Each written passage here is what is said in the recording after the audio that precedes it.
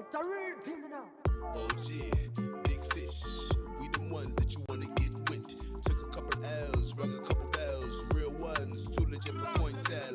Straight All true shooters, vibes, all every true time. ones. Me and the guys ain't never been losers. See a nice little ting, we pursue her. See a nice little, yeah. I'm moving with a purpose, bigger than a service. You can never, even if you rehearse this, we own it. Yeah, hurts it. Big difference. Worthless, That's yes. worthless, All we yes. do is All we do is make interest. sure that Put when the y'all work in, join, never mind all the stress. And you don't mind test when you better than the rest. OG 101. Make sure that you're liking and subscribing as you're entering the building. Shout out to all y'all on this beautiful Monday. Everyone want to range, but the value that you bring, little boy, smart change. I'm just saying, that's life, man. You control your destiny simply with your mind frame. You go hard from the gate every day, clean slate, and patience is a privilege. I ain't got, so I wait. OG, big fish, we the ones that you wanna get with. Took a couple L's, rung a couple bells. Real ones, too legit for coin tell. Straight shooters, all troopers. Me and the guys ain't never been losers. See a nice little thing, we pursue her. See a nice little thing, we pursue her. Yeah, yeah.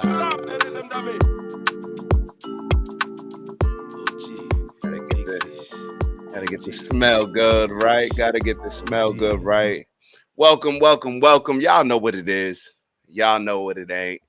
We are here. It's Monday, March 10th. I'm in a good mood, in good spirits.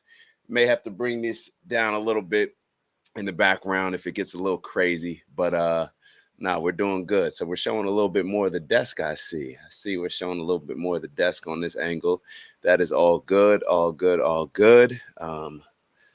What we got for today, man? What I got my assistant in the building. Nah, let me stop. What do we have for today? So today we got a full show. We had a full show yesterday in which we took about an hour to break down tariffs, Trump's tariff plan, what's real, what's not. And I'm actually going to take maybe about 5 minutes to touch on that as well. Maybe a little bit more. Definitely a little bit more. What am I talking about? Just to touch on that a little bit today. Definitely not going to spend anywhere close to an hour on that. But we're going to talk about a little bit about the tariffs. We're going to talk about Charlamange and Al Green both calling out the Democratic Party. We got some interesting clips from Jasmine Crockett. We just can't avoid her. We just don't seem to be able to avoid her, but it's all good. Oh, let me pivot real quick. Do I want to pivot? No, we're good to go. We're good to go. I was going to make a little bit of a pivot, but we're here. So don't worry about it. So, yeah, Jasmine Crockett, she's I don't know if this is her play, but apparently coming into the country isn't illegal in her mind. We'll talk a little bit about that. We may touch on this Stephen A. Smith versus LeBron James type of thing, just because we touched on it before. And I guess LeBron James had some choice words for Stephen A. Smith. Keep my son name out your mouth. And then what else we have? We have the Democrats. It's like they don't understand. It's like you never learn. You're saying the same exact speeches as each other, and you're acting as if we can't see that, and as if your opposition can't put a video together to show that y'all are getting a script.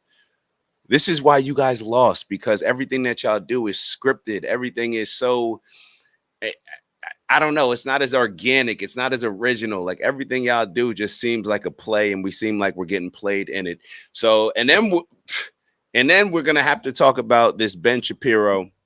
Ben Shapiro asking for Derek Chauvin, the cop with George Floyd. I know we mentioned that maybe a couple shows ago. We've been supposed to touch on it. Maybe I've been avoiding it. I don't know. Maybe I've been avoiding it. Let's talk about it. Let's call me out for why, if I have been avoiding it. Why am I avoiding talking about it? And that may actually connect to this Leor Cohen video, or I'm sorry, this Leor Cohen letter that he wrote to Kanye a few weeks ago. So then I got a little bit of stuff on, so this is, I always got a category of stuff that I'm not sure that I want to talk about, but it's there if I need to. And one of those things is Dr. Umar and this situation that he's now gotten himself into with his daughter, where his daughter called him out. I don't know if I really want to talk about that. I'll be totally honest, because it's just a bad look, very bad look in my opinion, but it is what it is. Do me a favor. Let me grab a tissue. Matter of fact, this is what I'll do. We'll start off. What are we going to start off with? What do we want to start off with today? Matter of fact, we're going to start off with something a little bit different.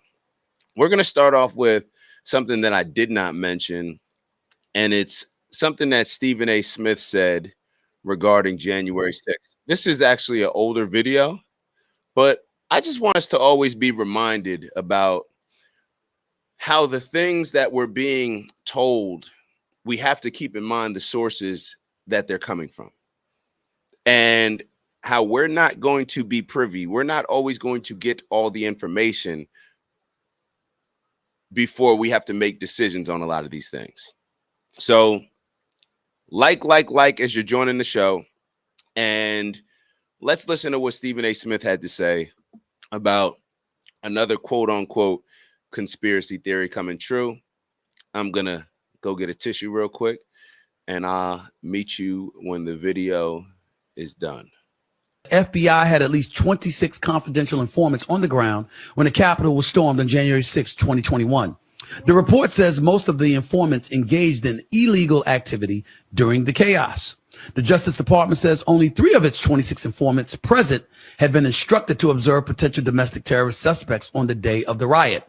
The rest of the 23 appeared to have gone to the Capitol on their own accord.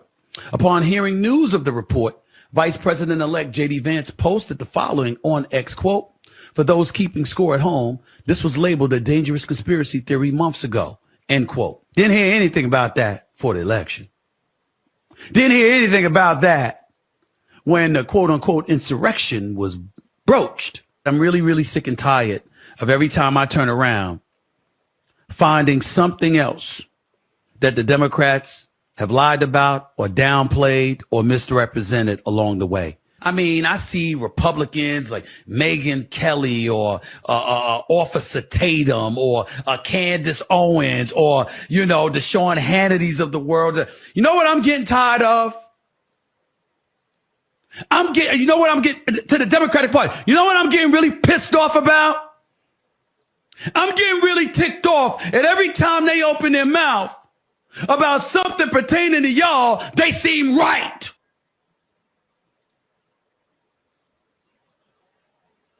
I mean, just think about that. Let's go back to the beginning of the video. FBI had at least 26 confidential informants on the ground when the Capitol was stormed on January 6, 2021. So they had confidential informants on the ground. The report says most of the informants engaged in illegal activity.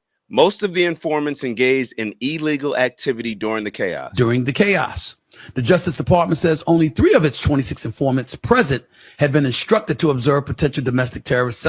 Only 3 out of 26 were told to be there based on them investigating or observing, I should say, potential domestic terrorist suspects on the day of the riot.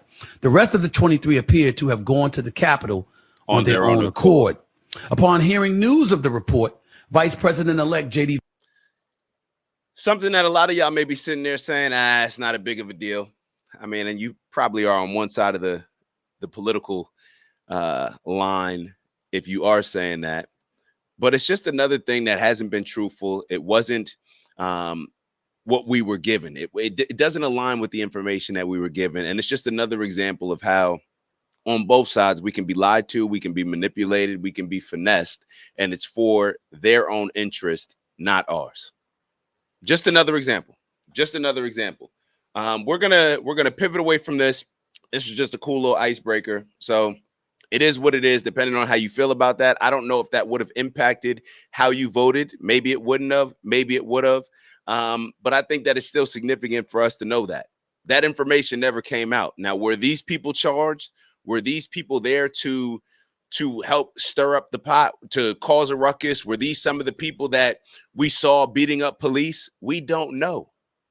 We don't know because a lot of this information is hidden from us. But what it does is it creates a conspiracy theory in a lot of ways because they're not transparent. So therefore, something will come out. We don't have access to all the information, and we'll just look at it because the Democrats will just sit here and say, "Oh, no, that's not true. None of it's true. None of it's true." Same thing that they did with the Hunter Biden laptop when you had 51 CIA agents say that, it sounds like a conspiracy theory when they know that it was there. They know that it was real. Matter of fact, I believe there were 2. So it's becoming harder and harder to trust the people that we quote unquote look up to and hold in high regards. I don't know why, but a lot of these politicians, in my opinion, they're just turning into content creators. They're no different than the rest of us. And when you have politicians that turn into content creators, that's why Stephen A. Smith believes that he has a very good chance of becoming the president and running for president. If you don't think that Stephen A. is running for president, I don't know where you've been, where you are, what you're looking at. But this is why he believes that he can run. And this is probably why he has a chance, because all the other politicians are just content creators at this point. Just look at Jasmine Crockett, who they're pushing on the forefront. Look at what AOC has done. This is what it's become when it comes to our politicians. So take it or leave it. All right, so we're going to move on to this video of Al Green. Al Green was the person that was, when Trump was giving his address to Congress, was standing up with the cane. Y'all know who he is by now. He had the long hair. I believe he's like 80 years old. But take a look at this video. I want to play both, but the first one has a little bit of a matter of fact, this is what we'll do. We'll play the bottom one that you see on the screen first, and then we'll play the second one. What happened the other night, it made a weak party look weaker. To me, it just shows you how cowardly the Democratic Party is. But I'm sick of that talk. And the reason I'm sick of that talk is because Democrats, even when they were in power, the last 4 years with Biden, that didn't stop the so-called fascism. So why should we ever believe anything that comes out of Democrats' mouth ever again about any of this? The Democrats are just cowards, man, in every way. Completely agree. If we ever get another Democrat president, right? When we see all of the things that Trump is currently doing, and we see, wow, presidents really do have power if they have the political will and courage to use it. I want to see a Democrat do that. Why can't a Democrat move like that for the good things? Yes, I absolutely agree with you. Don't you admire the fact that he is willing to do whatever he wants to do for his base? Well, anybody who supported Democrats, that's all we ever want. Do something for the base. Keep your promises. He keeps his. We made promises. People have said that black men, one of the reasons, in a sense, black people in general, voted for Trump and that hurt us, didn't vote as they should have. We made promises. We said, give us the House, the Senate, and the presidency, and we'll pass. Well, we had the House, the Senate, and the presidency, and we didn't do it. That's your point. That's your point. We didn't do it. If you put your energy and effort, your deposits, if you will, into the Democratic bank, you expect your return to come from the Democratic bank. If the Republican bank does something for you, you're not going to reject that. But you put your deposits in the Democratic bank. When the Democratic bank did not give them a return on investment, then persons lost their enthusiasm. So I don't blame people who lost their enthusiasm because we didn't honor what we said. We had the House, the Senate, and the presidency in 2021, and we did not deliver. I see how people could lose enthusiasm. I understand why people didn't vote. While they're saying USA, USA, we sing We Shall Overcome. I can't do no more singing. Well, I understand. I'm sick of the singing. But you're you very believe kind. more than I do. Same old tired playbook.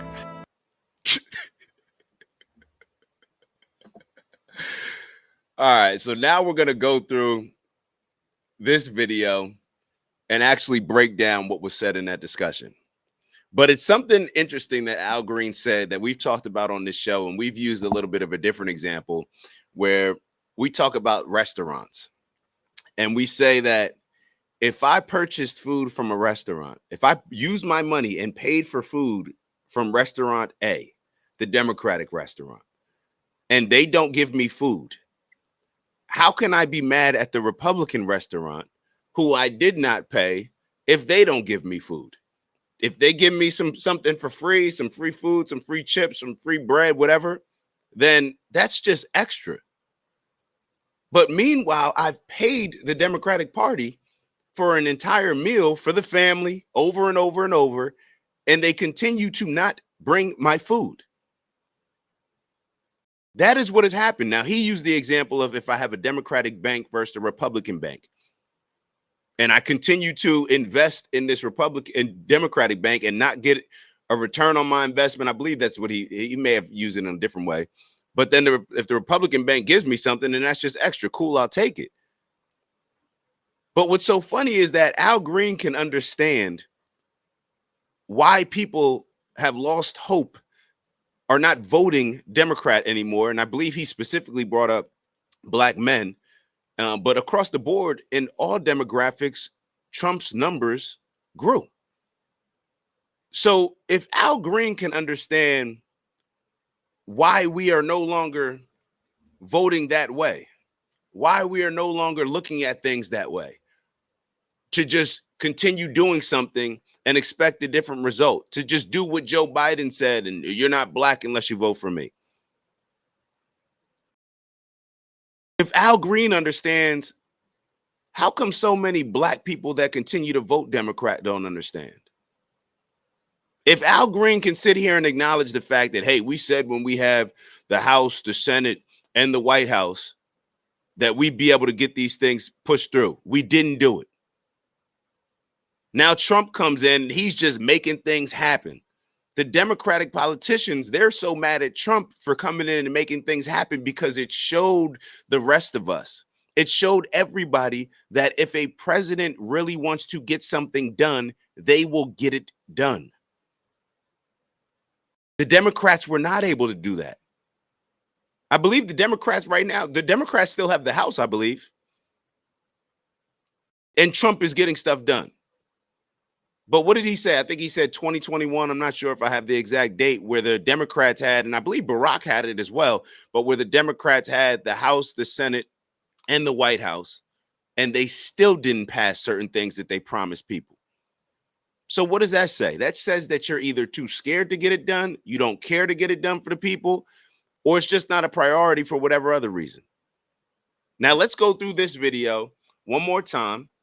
Like I said, this is a little bit of a different one without the music. It's not going to be as dramatic, but let's go through it. I wanted to play the first one without stopping, but let's hear what how Al Green's conversation went with the Breakfast Club. And another thing, I don't know why y'all maybe, and this may be a little bit, maybe y'all should go on some other shows outside the Breakfast Club.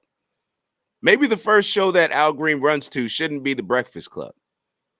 Maybe if you want to show people, and I mean, you're going on the Breakfast Club, I guess, because a lot of young black people watch the show, and maybe older black people as well. But maybe to show a little bit more sincerity and seriousness, maybe you should go on a show that actually has people that are skilled in politics to ask y'all the right questions. Now, Charlamagne has gotten into this in the last few years, and lately, he's been putting a lot of pressure on Democrats, been willing to call them out on a lot of their BS, but maybe you should go on a real show where people can ask y'all real political questions, where people did not just get into politics over the last couple elections. I don't know. All y'all do is you got Jasmine Crockett, you run to the Breakfast Club. Now, Byron Donalds was on the Breakfast Club as well, but he also goes on a lot of other serious platforms. And when I say serious, well, I do mean serious. I mean people that are skilled in politics, people that understand politics, people that can call out and question certain things rather than people that spend most of their time on celebrity gossip. Let's go through the video. Don't you admire that, on the way? Don't you admire? And please make sure as you are joining that you're liking, and subscribing. It is appreciated. The fact that he is willing to do whatever he wants to do for his base. Well, that's what we, Uncle anybody who Brother supports Democrats, that's all we ever want. building. Do something for the base. Keep your promises. Yes. He keeps his. yeah, well, we said, give us the House, the Senate, and the presidency, and we'll pass Voting Rights Act, John Lewis Voting Rights.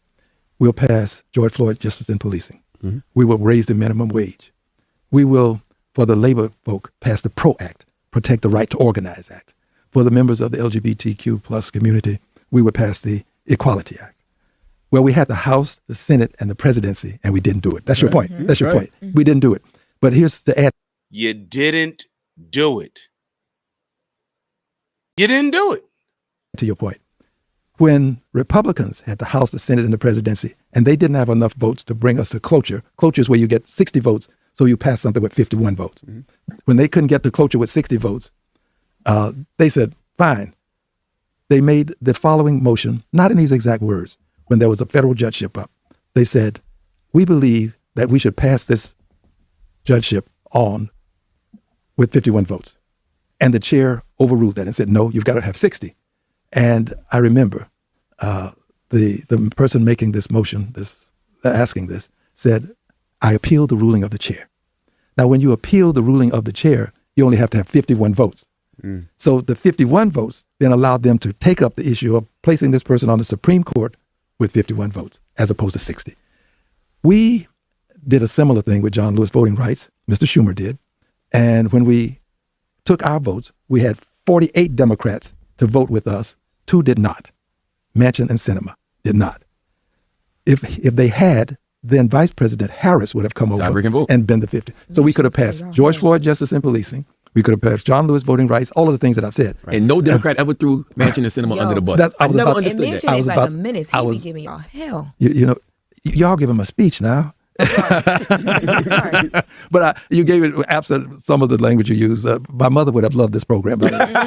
She was a master of scatology. But so they didn't pressure them like they pressure us. You know, like they treat me in a sense. Okay, they didn't pressure them. But here is what happened. And now I'm getting to your question. Here's what happened.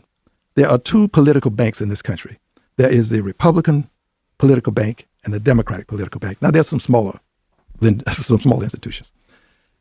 If you put your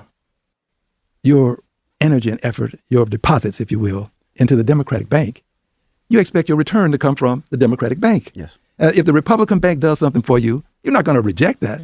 But you put your deposits in the Democratic bank.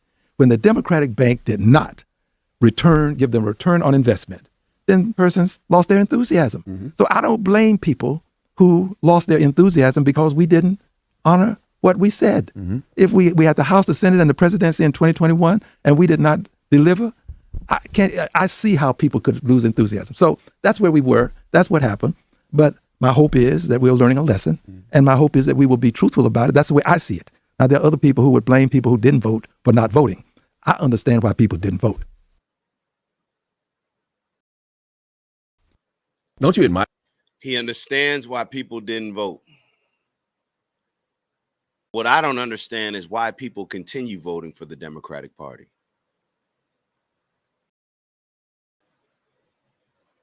This is what I don't understand. You have a Democratic. Hold on. Let me see exactly what Al Green is. Let me see exactly what Al Green is. Al Green is a U.S. representative from Texas. You have a U.S. representative that's telling you that they understand why a lot of people did not vote Democrat. What I don't understand is if you have a U.S. representative saying this, then he's pretty much acknowledging the fact that it didn't make sense to vote Democrat, or at least it made sense to not vote it when you say you can understand why people didn't vote. So maybe all these people, especially the people that are getting upset with their family members, losing friends, not wanting to invite certain people to Thanksgiving and the holidays because they did not vote Democrat this term, or maybe they even voted for Trump. Here you have a U.S. representative, a Democrat, saying that he understands it. But this shows just how brainwashed so many of our individuals are, because they will get more upset. How do you have the U.S. representative more understanding of somebody not voting Democrat than you have actually common folk getting upset with their family and friends who did not vote Democrat? Do you understand? This is, if this doesn't show y'all how warped we are when it comes to this Stockholm syndrome of continuing to vote and vote for the Democratic Party, then I don't know what will show it. I don't know what else will show it. Let's catch up with some of the comments. And I know Uncle Brother wrote something earlier to Stephen A's point. Stephen A is taking a stand and using his platform to state the obvious in an attempt to free people from the spell. Most definitely. Uncompetitive said hi there. Shout out to Uncle Brother and Uncompetitive in the building. Honest wrote, enthusiasm was lost because the platform of hate, prejudice, and twisted morals didn't resonate.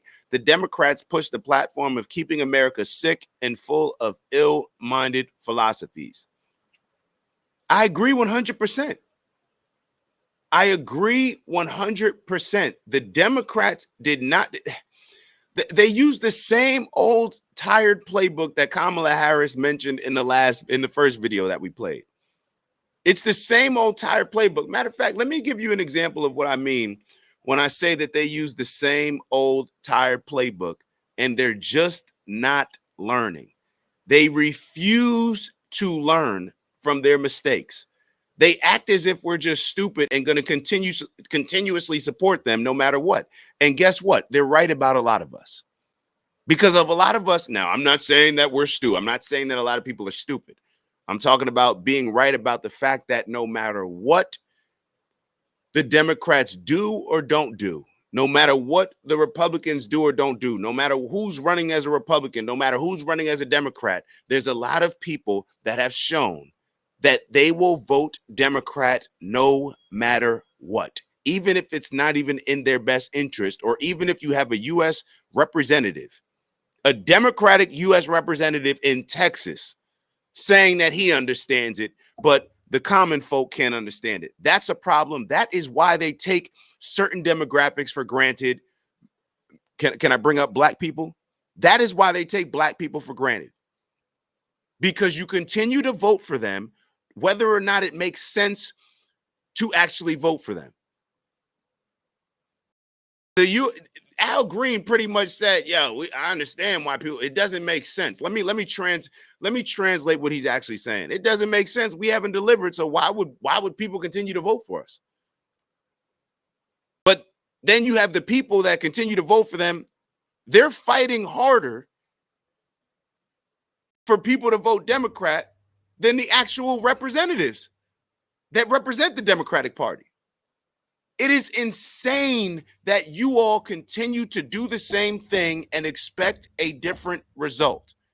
Just because I'm not even going to speculate. I don't know why you're doing it. Let's look at this next video to just illustrate when I say that they're just going to use the same old tired playbook. Take a look at this. When I win, I will immediately bring prices down starting on day one. That ain't true. That's what you just heard. Since day one of Donald Trump's presidency, prices are not down, they're up. Inflation is getting worse, not better. The prices of groceries, gas, housing, eggs, of essentials, it's not getting better, it's getting worse. Meanwhile, Donald Trump has done nothing. Goose eggs to lower prices. Instead, he's pardoned violent criminals who savagely beat police officers On January That's He's letting Elon Musk take a chainsaw to vital government programs, and then, even worse, giving him access to Americans' most sensitive data, Social Security numbers, tax returns, health care bills. He's fired thousands of essential workers, people who help our veterans get their benefits, people fighting Ebola in Africa so it doesn't come here. He's frozen funding for vital programs. Democrats will be hosting a spin room after.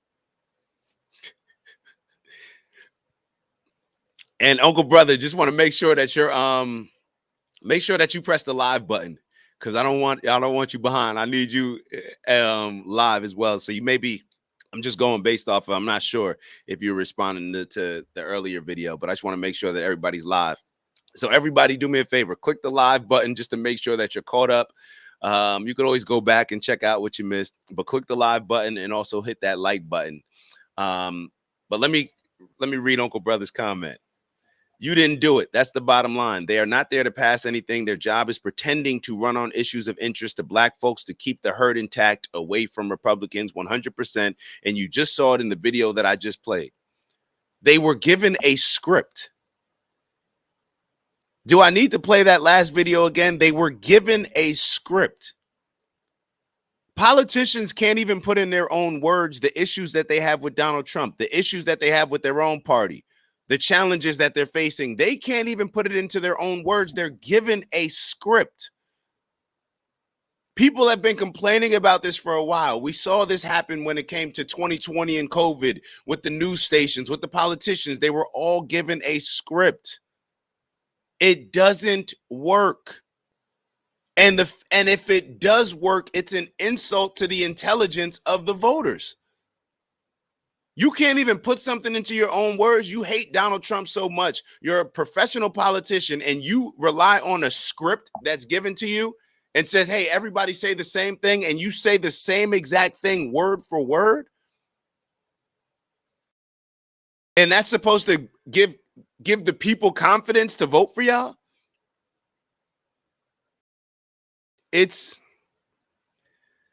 becomes more and more apparent every day why Donald Trump won. And actually, it becomes even to the point where it's surprising at the fact that he didn't win by even more. Not because of anything that Donald Trump's doing. I mean, now we see what Donald Trump's doing while he's in office, but obviously we didn't know what was going to happen before he actually got in office. But just with their strategy, just with how the Democratic Party thinks, like it's almost like, damn, how are they even competing?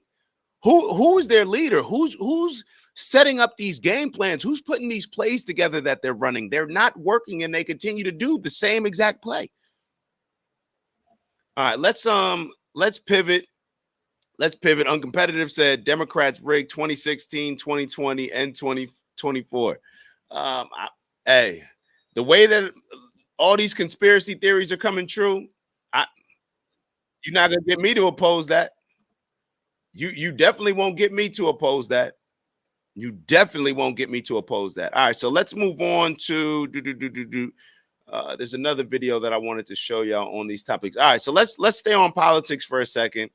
And I believe I have a timestamp with this Jasmine Crockett video because there's no way we could listen to 8 minutes and 30 seconds of Jasmine Crockett.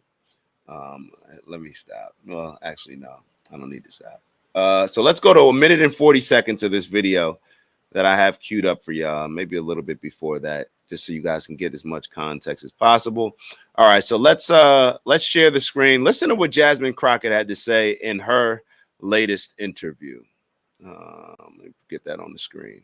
All right, or one of her latest interviews. I don't know. Currently served with. Listen, here's the reality for me.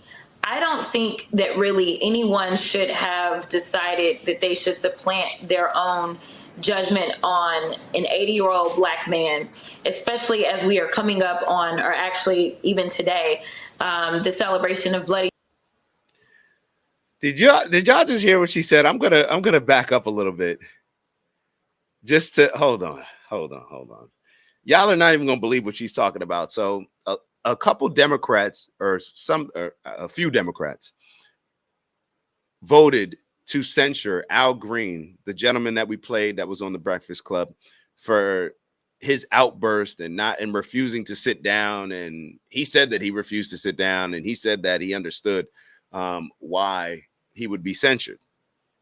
Jasmine Crockett just said, like, these are the type of arguments that they try to make with this identity politics and this victimhood. Basically saying that, oh, he's an 80-year-old Black man, like nobody should censure him. This is becoming a reoccurring theme with the Democratic Party. When you see the Black women go up there at the DNC when they were, or I forget when they were trying to choose their chair, there is a Black woman speaking. There is a Black woman speaking in the room, so you should be.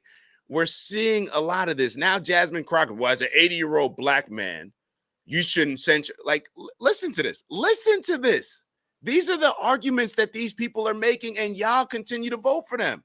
Now, when I say y'all, I don't mean all of y'all, but y'all know who I'm talking about when I say y'all. Your Republican colleagues, but also 10 of your fellow Democrats. I got to ask, what was there to gain from Democrats siding with Republicans on this issue?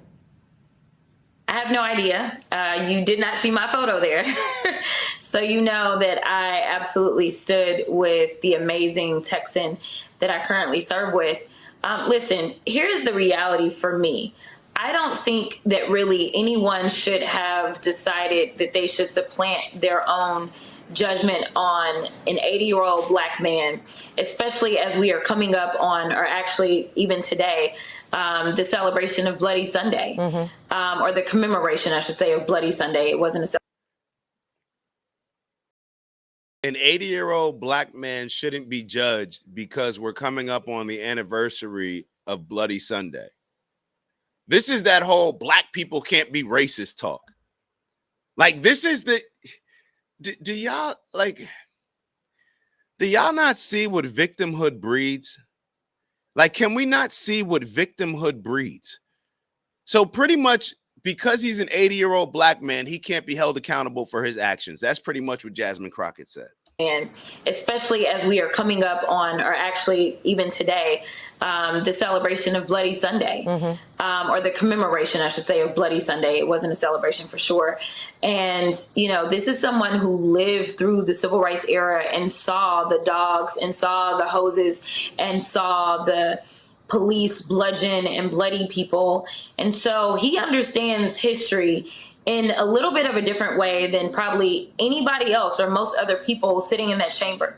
And so to decide that we were going to cast judgment on what he was feeling as the president decided to get up there and lie, as we know he always does, and say that he had a mandate. We know that he did not run on this idea of cutting out Medicaid or cutting Social Security. In fact, every time we said it, the Republicans said that we were lying. Every time we said that they were looking to Project 2025, they said we were lying. And now we know that the liar in chief did exactly what he's always done, which is lied. And for whatever reason, the American people did not trust us when we told them exactly what was going to happen.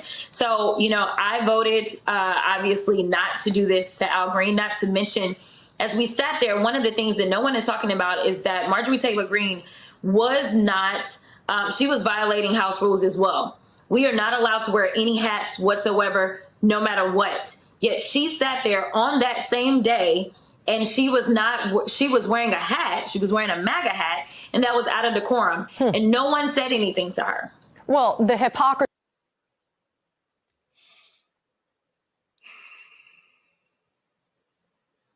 Let's just keep going. Let's keep going. Abounds. We know that not only Marjorie Taylor Greene, but also Lauren Boebert used to routinely shout out at President Biden during the State of the Union addresses, and they never faced a censure from not only the Democrats, but from their own party. So then why don't y'all Democrats censure them? Why didn't y'all make it a bigger deal? That's on y'all. Maybe this is part of what Charlamange's talking about. And why people are respecting Donald Trump more than you guys. Donald Trump is willing to do certain things that you guys are not willing to do. He's willing to actually deliver on stuff. Switch gears a little bit because you have been incredibly busy in Washington this week. You're a part of the House Oversight Committee. There was a hearing this week where the mayors of four so-called... I want to fast forward to... I want to fast forward to, what is it, 4 minutes and 8 seconds. Actually, we'll let it play because I think it's about to happen. Incredibly busy in Washington this week. You're a part of the House Oversight Committee. There was a hearing this week where the mayors of four so-called sanctuary cities were grilled. I want to play a very quick bit of something that you definitely had to share during that hearing. Take a listen. Have any of you been made aware of any immigrant that has had 34 felony convictions that has still been able to roam around in your cities? Anyone? No, ma'am. I mean, Congresswoman, it's true. Y'all keep trying to act as if Donald Trump is this. Look, y'all can, as much as y'all want to repeat, Donald Trump's got all these, a felon. He's got all these. It's not landing with the people. It's not landing with the people. The majority of people, unless you're just a super Democrat that's just going to vote Democrat no matter what, the majority of people do not see the things that Trump did as serious of a crime as y'all are trying to make it seem. Especially when you're getting ready to say what you're getting ready to say. So Donald Trump, what he did, he should be a convicted felon for what he did, right? Donald Trump, he should have all these counts. What is it, 34 counts or whatever, however many counts that he got convicted of for whatever he did, right? For whatever he did. But then at the same time, Jasmine Crockett doesn't believe that people who enter America illegally, that should be considered a crime. Talked about the hypocrisy from the GOP. They're so quick to want to round up people on the streets. They don't really even bother to care, if they look brown or black or whatever, it's okay. But in this instance, this is disgusting race baiting. If they look black or brown, they don't care. It's okay.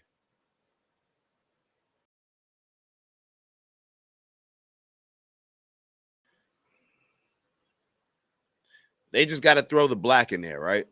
Just got to throw the black in there, just to dangle that bait, just to remind black people, hey, this is racist America that you're living in, and those racist Republicans, they want to round you up and get you out of here and oppress you.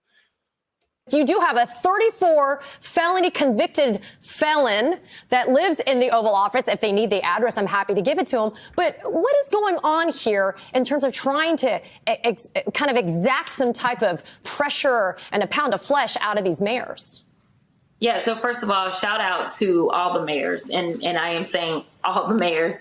It was definitely interesting to listen to the mayor of New York, but nevertheless, I will say that the mayors as a whole, they really did kind of stand their ground against. And of course, she's talking about Mayor Eric Adams. It was interesting to listen to him. It was interesting to listen to him because he actually called out the problems that New York was being faced with. The fact that, what was it, $6.9 billion of taxpayer monies were spent on this illegal migrant crisis. That's why she's saying that it's interesting, because Mayor Eric Adams was the only one that approached it from a sensible and logical standpoint, looking out for the people that he represents and prioritizing their needs rather than prioritizing the people that come here illegally. What they were attempting to do to them. And so I really do applaud them. They were coming up with baseless statistics on crime. And literally they brought the mayor of Boston, Mayor Wu, who is absolutely ranked as the safest large city in the country. And they were trying to lecture her on crime and immigrants. It was absolutely insane. What she's saying is trying to, and Boston is a safe city. But that doesn't mean that Boston people want their tax dollars going to illegal migrants, and that illegal migrants should be able to come into the city and house them as a sanctuary city. So she's trying to make it seem as if there's only one side of this argument, that it's just about crime. A lot of people are just like, bro, I don't want my tax. I don't want to pay for this. Why am I paying for people that are not American citizens? Why are my tax dollars going to providing housing, school, food, and other resources, giving them help buying homes? Why is my money going towards these things? But of course, Jasmine Crockett, she's only going to look at one side when it's in her best interest to push her agenda. Insane. And so that was why I brought out the hypocrisy, and to keep them from trying to come after me and say, oh, I'm engaging in personalities by talking about Trump. I did not mention his name. So I decided that I would work through or around the rules and make sure that I laid out that as they are so outraged by these immigrants and the crime that they're bringing, and not to mention city law enforcement, local law enforcement, they are always going after crime. And they don't say, oh, you committed a murder? Oh, but you're an immigrant? Well, let me let you go, right? So they are always focused on crime. They continue to say things like the illegals and that they broke the law coming in. But what they're not telling the American people is that it is a civil violation. It is not a criminal violation to enter the country illegally. It's not a criminal. It's a crime. It's not a crime, which is why they're so frustrated, because they really want our. It's not a crime to enter the country illegally.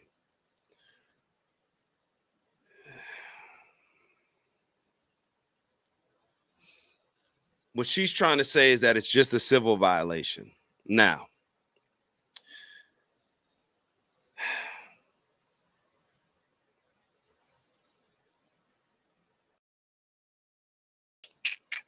I want y'all to take a look at this. Any alien who enters or attempts to enter the United States, now this is Cornell Law School, at any time or place other than as designated by immigration officers, eludes examination or inspection by immigration officers, or attempts to enter or obtains entry to the United States by a willfully false or misleading representation, or the willful concealment of a material fact, shall, for the first commission of any such offense, be fined under Title 18 or imprisoned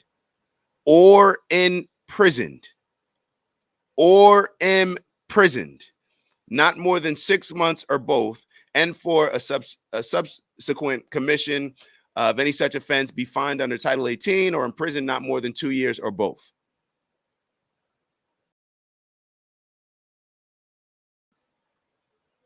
So it's a civil penalty,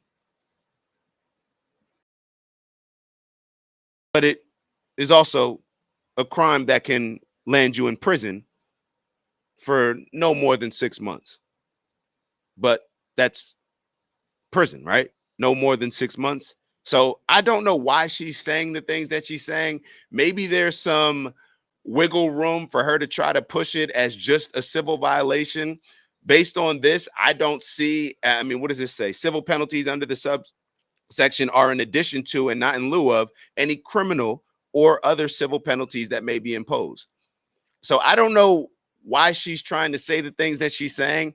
And it's just pretty rich to act as if Donald Trump is one of, like, he's a felon, he's a convicted felon. Y'all want to push that, right? We want to push that. We want to overemphasize that. We have no problem when the DOJ is weaponized against Donald Trump for things that a lot of people have not been convicted of, right?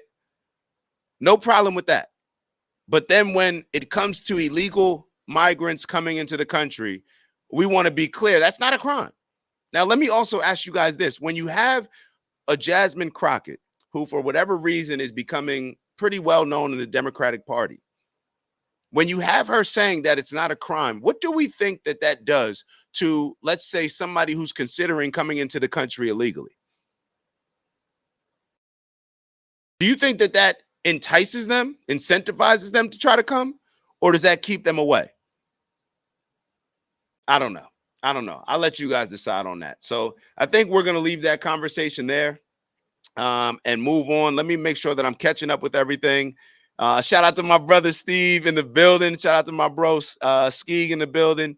Let me catch up with some of these comments. He does look good for 80. I think he's talking about Al Green. Biden wasn't held accountable for selling secrets to China because of his age. Let's talk about it. There are a couple decent people over there, but not Al Green. Dude looks like he is trying out as an extra for the original Superfly. She forgot her red nose. Skeek said hi. Steve said, I believe we saw in New York and Chicago that the amount of money spent on illegal immigrants in these cities contributed very heavily to their budget deficits for 2024. That's a fact. It was 6.9. What? Wait, it was 6.9 billion, right? I think it's billion with a B, right? I don't think it was a million. Was it? Hold on. Let me make sure that I'm Mayor Eric Adams, 6.9 billion taxpayer money to illegal migrants. Let me just confirm. I don't want to misspeak. 6.9. That's billion with a B. Big, very, very big. In my Trump voice, very big. All right, so let's keep going. And Steve, I saw a notification that you hit me up on LinkedIn. I'm gonna make sure that I respond because I saw part of the message and now I understand where everything comes together. So we'll be connecting very soon. Uncompetitive wrote, Democrats are only knowledgeable of laws they want to bend. Olga Brother said, I saw where Crockett comes from, an elite prep school background. Elite prep schools seem to be the best places to prepare for character acting and get a degree in political theater 101. Fake. It's 100%. Yo, politicians are nothing more than content creators, actors at this point. Like, that's all it is. That's all it is. So let's move on. What exactly are we going to move on to? What's up, Mama Lay? Shout out to Mama Lay in the building. Let's see what we're gonna move on to. So we got that.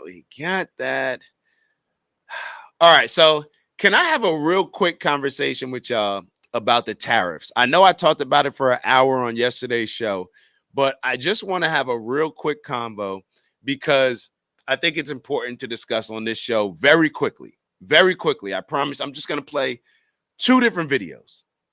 I'm gonna play two different videos, just two different videos, not the long video that I played last night. Let me just pull up these videos and I promise it'll be quick. One is, I think, 4 minutes. The other is maybe 1 minute and 30 seconds. Not long at all. let's take a look at these videos, because on the concept of tariffs, I just feel that so many of us are confused on what's really happening. Most of the time, we're getting the information from biased sources one way or another. Whether it's a Democratic source, Republican source, most of the time it's a biased source, whether it's a company source, whatever it is. And I think that a lot of us are being misled when we are trying to gain an understanding on tariffs. A lot of people say that, oh, tariffs are going to be, they're going to raise the prices of everything. That's not true. It can be true. Let's take, for instance, like a Walmart. If Walmart, I believe Walmart, on the video we watched yesterday, I think they said Walmart, 70% of their products are imported from China. If that's the case, then that means Walmart, let's say that if it was a 10% tariff, they would have to pay that 10%. Walmart, they do not have to pass that along to the American people, their consumers. They do not have to pass that along. Now, they can pass it along, but they're not forced to do so. They can pass along 5% of it. They can pass along all 10% of it, or they could just eat the cost because they understand that tariffs overall are going to be a good thing for the country, because this is what tariffs can do. They're going to raise money for the government. So money that's raised for the government, now they can use it to spend however they want, but money that is raised for the government, hopefully that will mean that that's money that they don't have to print. When they print money, it causes inflation. That's also money that they won't have to get from us. So hopefully that will save us more money in taxes. Now, the reason I'm saying hopefully is because we don't know what the government will do. So I am just, at this point, it's just speculation all over. But when we say that, oh, it's going to raise up the prices, that's not said with speculation. That's said as a fact. It's going to raise the prices. No, that's on Walmart. So with all these goofy boycotts and boycotts that we're doing, this can be very simple. Tariffs are going to encourage companies to have factories in America, so therefore they don't have to pay those tariffs coming in. And what's that going to do? That's going to hire American workers. It's also going to allow American companies that currently have to pay more money to produce their products, because they can't do what a lot of these other countries do and pay people to work in sweatshops $150 a month.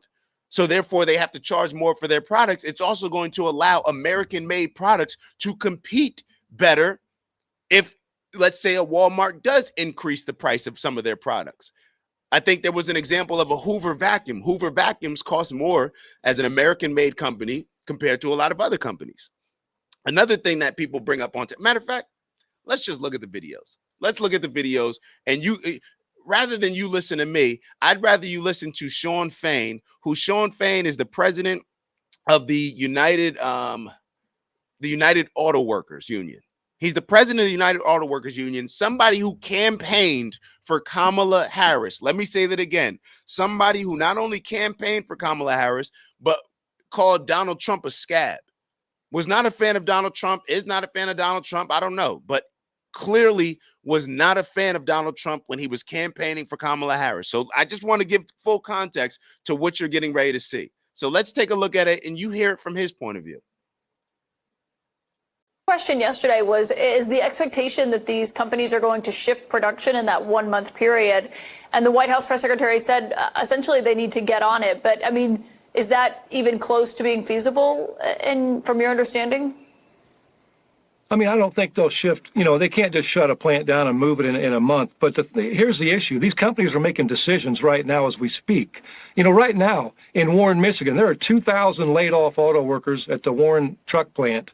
And Stellantis is shifting production, overflow production of the Ram truck to Mexico. They can change that decision.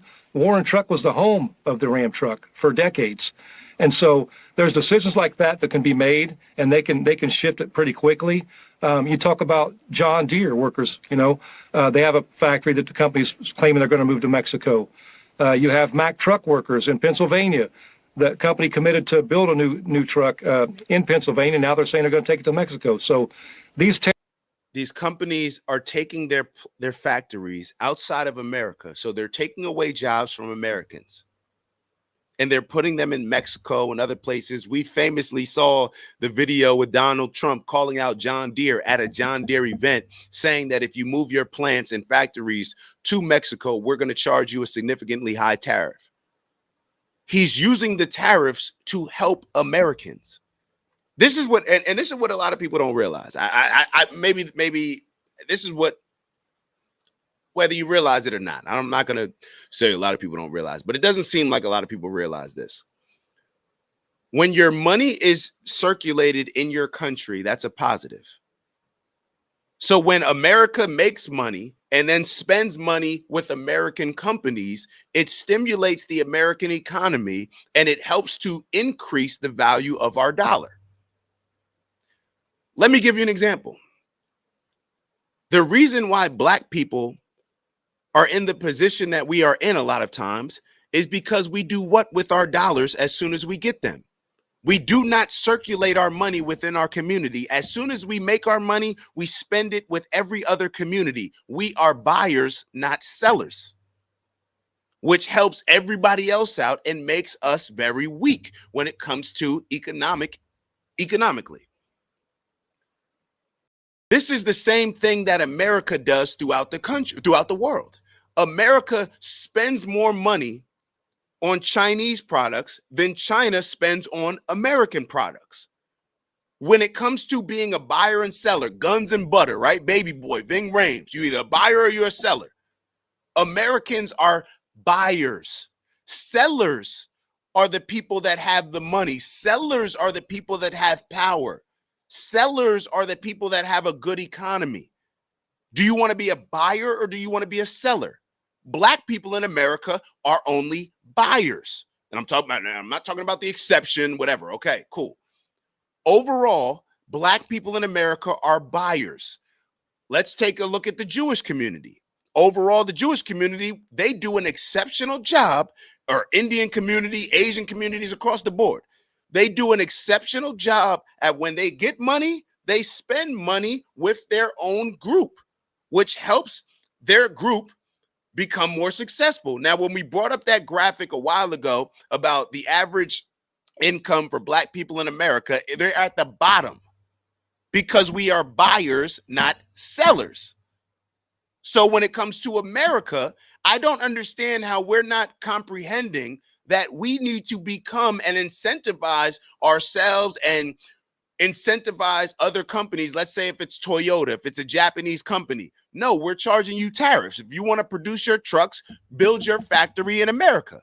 So that way, even though you're a Japanese company, at least you have to hire American workers. Let's continue with the video. Tariffs and these actions, we are hopes that it will be a motivator to get these companies to get their butts in gear and take care of American workers. What do you say about the uncertainty that some of these companies are facing? The big three were told these tariffs are going into place, then they got an exception for them.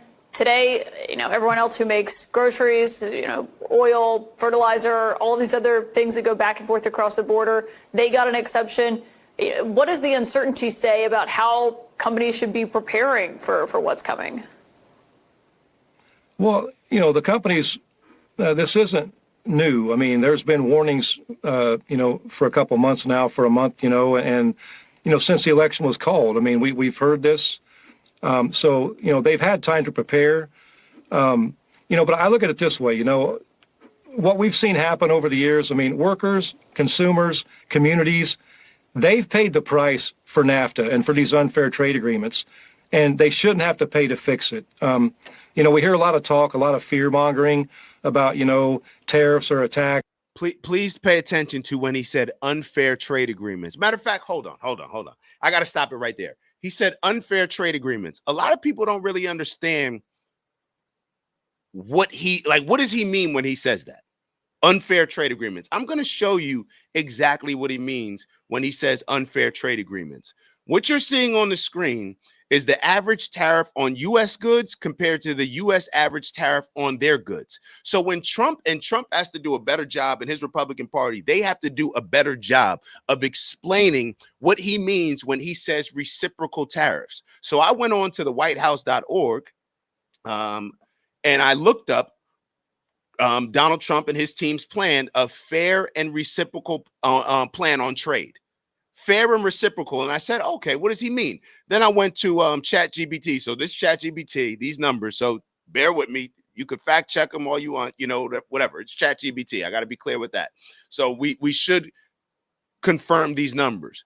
But this aligns with what the Canadian gentleman in the video, I believe that we played on Friday, was saying to Americans. This Canadian gentleman was saying, like, yo, Americans, y'all aren't realizing that Canada already charges U.S. tariffs. Look at this on the screen that we're seeing. Canada, what they charge us when we want to sell our products in Canada as Americans, they charge us on average 14.4% on U.S. goods. You know what we charge them on average? 0.1%. Does that seem fair or intelligent in any way to y'all? It seems like we're being taken advantage of. Yes or no? Look at Mexico.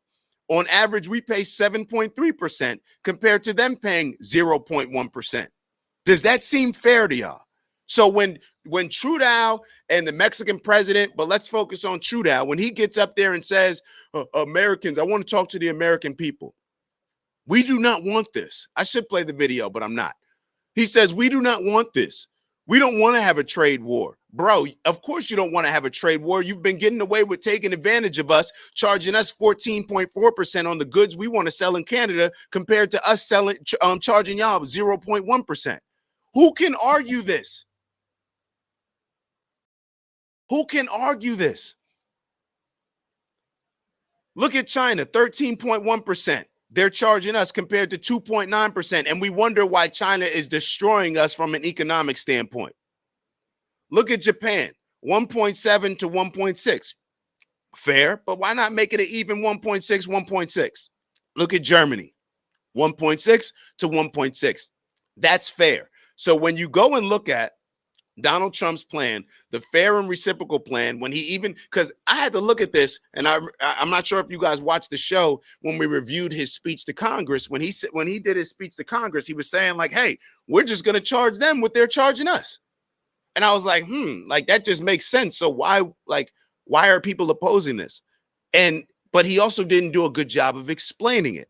And I don't think that he's done a good job of explaining the tariffs, even though I think that his position on tariffs is good. I don't think that they've done a good enough job of explaining it.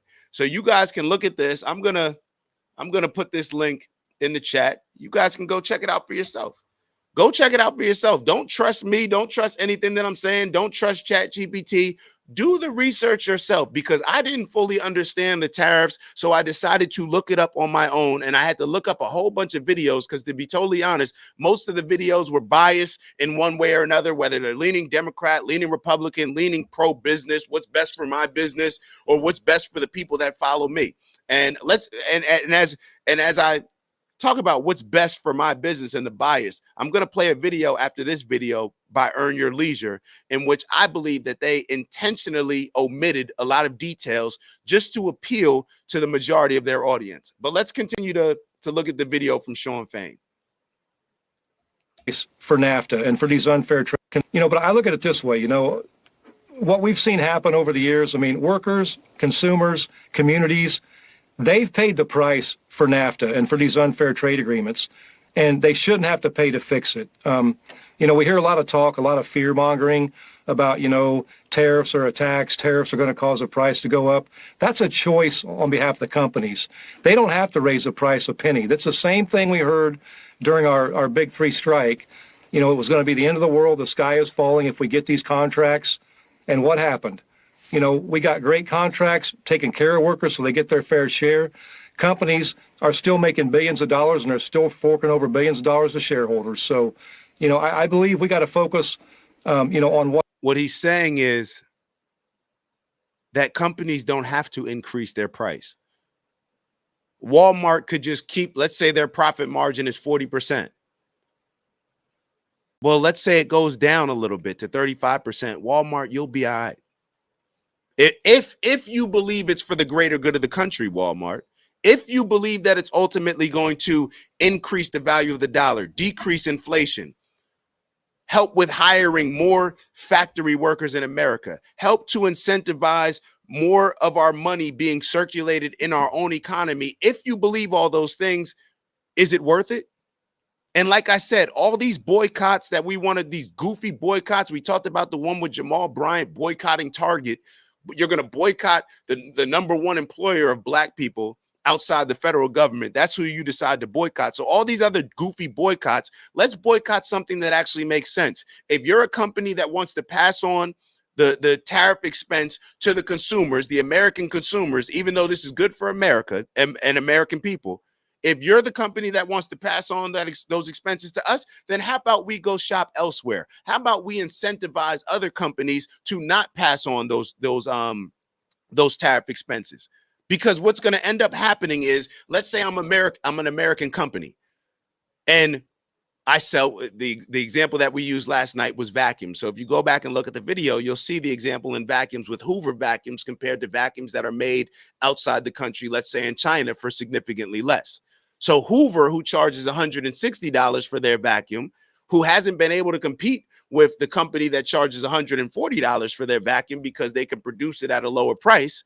Now Hoover, we can go to them and say, hey, you're going to be getting a lot more people, a lot more Americans buying your product. So therefore, maybe you'll decrease your price a little bit more. I don't know. But the point is that it still makes more sense for us to be buying American products. And the reason why I say it makes more sense is because that's what the other countries that are doing better than us economically are doing. Now, let me, I think I saw a comment. So Ebony wrote, shout out to Ebony in the building. I wonder what the initial agreement was when making these tariff agreements. Was there something in place, but we no longer feel the benefit of imbalance? I don't know. That's a good question. If you do look into it, definitely let us know. We'll continue maybe for another minute of this video, then we'll move on to the Earn Your Leisure video. What's right for American people? The American market is the cash cow for the auto industry. And, we've seen, like I said, the exodus of 90,000 factories since NAFTA's inception, and that's got to change. Some people might be surprised to hear you praising what Trump is doing on tariffs. I mean, you were one of the biggest, most prominent backers of Vice President Harris. You called Trump a scab, which is not, that's a four-letter word that is not nice if you're a big union person, to put it lightly. What should someone take from this, that you're praising Trump's moves here, if he sticks with them? Look, as I said, there's a lot of things we don't agree with. I mean, like the National Institute of Health Workers and all, people whose jobs are being cut. But look, the election's over. No matter who's in charge, our mission doesn't change. Trump is the president, and, we all recognize that there is a major issue with our broken trade laws. And, we agree on that, and we're ready and willing to go to work to fix it. The working class in this nation has been hurting for decades because of unfair trade practices. And they're not concerned with party politics. They want their problems addressed, and they expect leaders to lead. Ladies and gentlemen. In other words, Democrats, you lost. Get on board. Humble yourself. We're supposed to be a united front. You're the party of democracy, which means that you voted, whoever the majority of people vote for, that's who we go with. So humble yourself, work with Trump, still push the things that the people that support you guys want, but do it in a diplomatic way rather than the goofy way that y'all are going about stuff, because we got to keep in mind you lost, and to the victor go the spoils. So it is what it is. People voted for Donald Trump. Let me catch up with these comments before we go to the Earn Your Leisure video. So Ebony said, only thing is for smaller companies that need out-of-country parts and materials. Ebony, I'm one of those smaller companies. We sell clothing. We were working with Pakistan. We were working with Pakistan. We were getting our clothing from Pakistan. We were getting clothing from China. And you know what? About 6-7 months ago, we started to say, you know what? Let's start looking for an LA manufacturer. Let's start going over there. We got to pay a little bit more. So what? Like, it's like people don't realize that this is not if it hurts anybody, then we can't do it. It's going to hurt some people. But do we realize what the alternative is? The alternative is for us to be in what are we, $34 trillion in debt? The alternative is for other companies, other countries. Like, think about it like this. This is what we don't realize. we will say that China is our biggest competitor.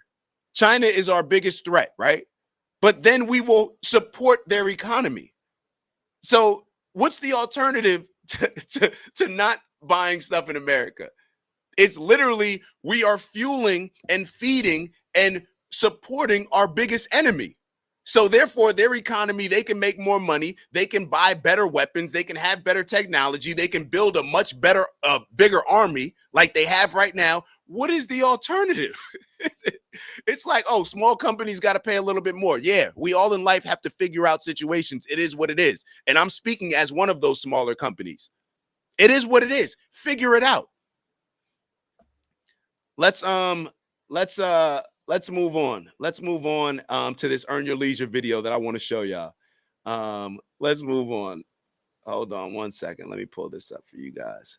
All right. So I don't look at, I'm not a, it's not that I'm not a fan of Earn Your Leisure. I actually ran into Rashad at an event. Cool dude.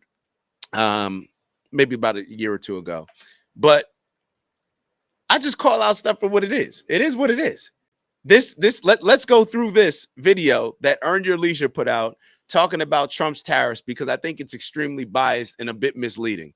And I think I'm being nice when I say a bit misleading. So let's look at this video. You guys give me your thoughts. I know sometimes you got to hear from alternative news outlets to actually believe it. But when we said this tariff thing wasn't a good idea, last month, we were like, yo, this is not a good idea. It's going to hurt the economy. Then, you know, some people's like, no, it's not true. You haven't studied the 1918 Tariff Act. Well, when the Wall Street Journal says this is one of the dumbest decisions in the history of a presidency, who owns the Wall Street Journal? Republican bucks.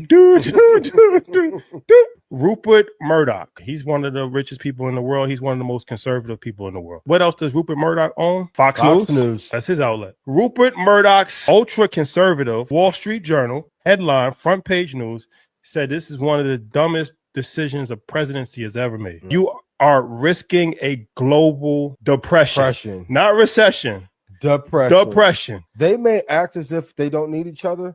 China, America, Canada, Europe, and Mexico all need each other because all of the countries, with the exception of China, are on a house of cards. This is what intelligent fiscal conservatives are saying. Why are you starting an unnecessary trade war? I'm sympathetic for people to have substance abuse problems, but you're going to crash the world over fentanyl? Need it. You're going to crash the war over fentanyl. This is what they're saying.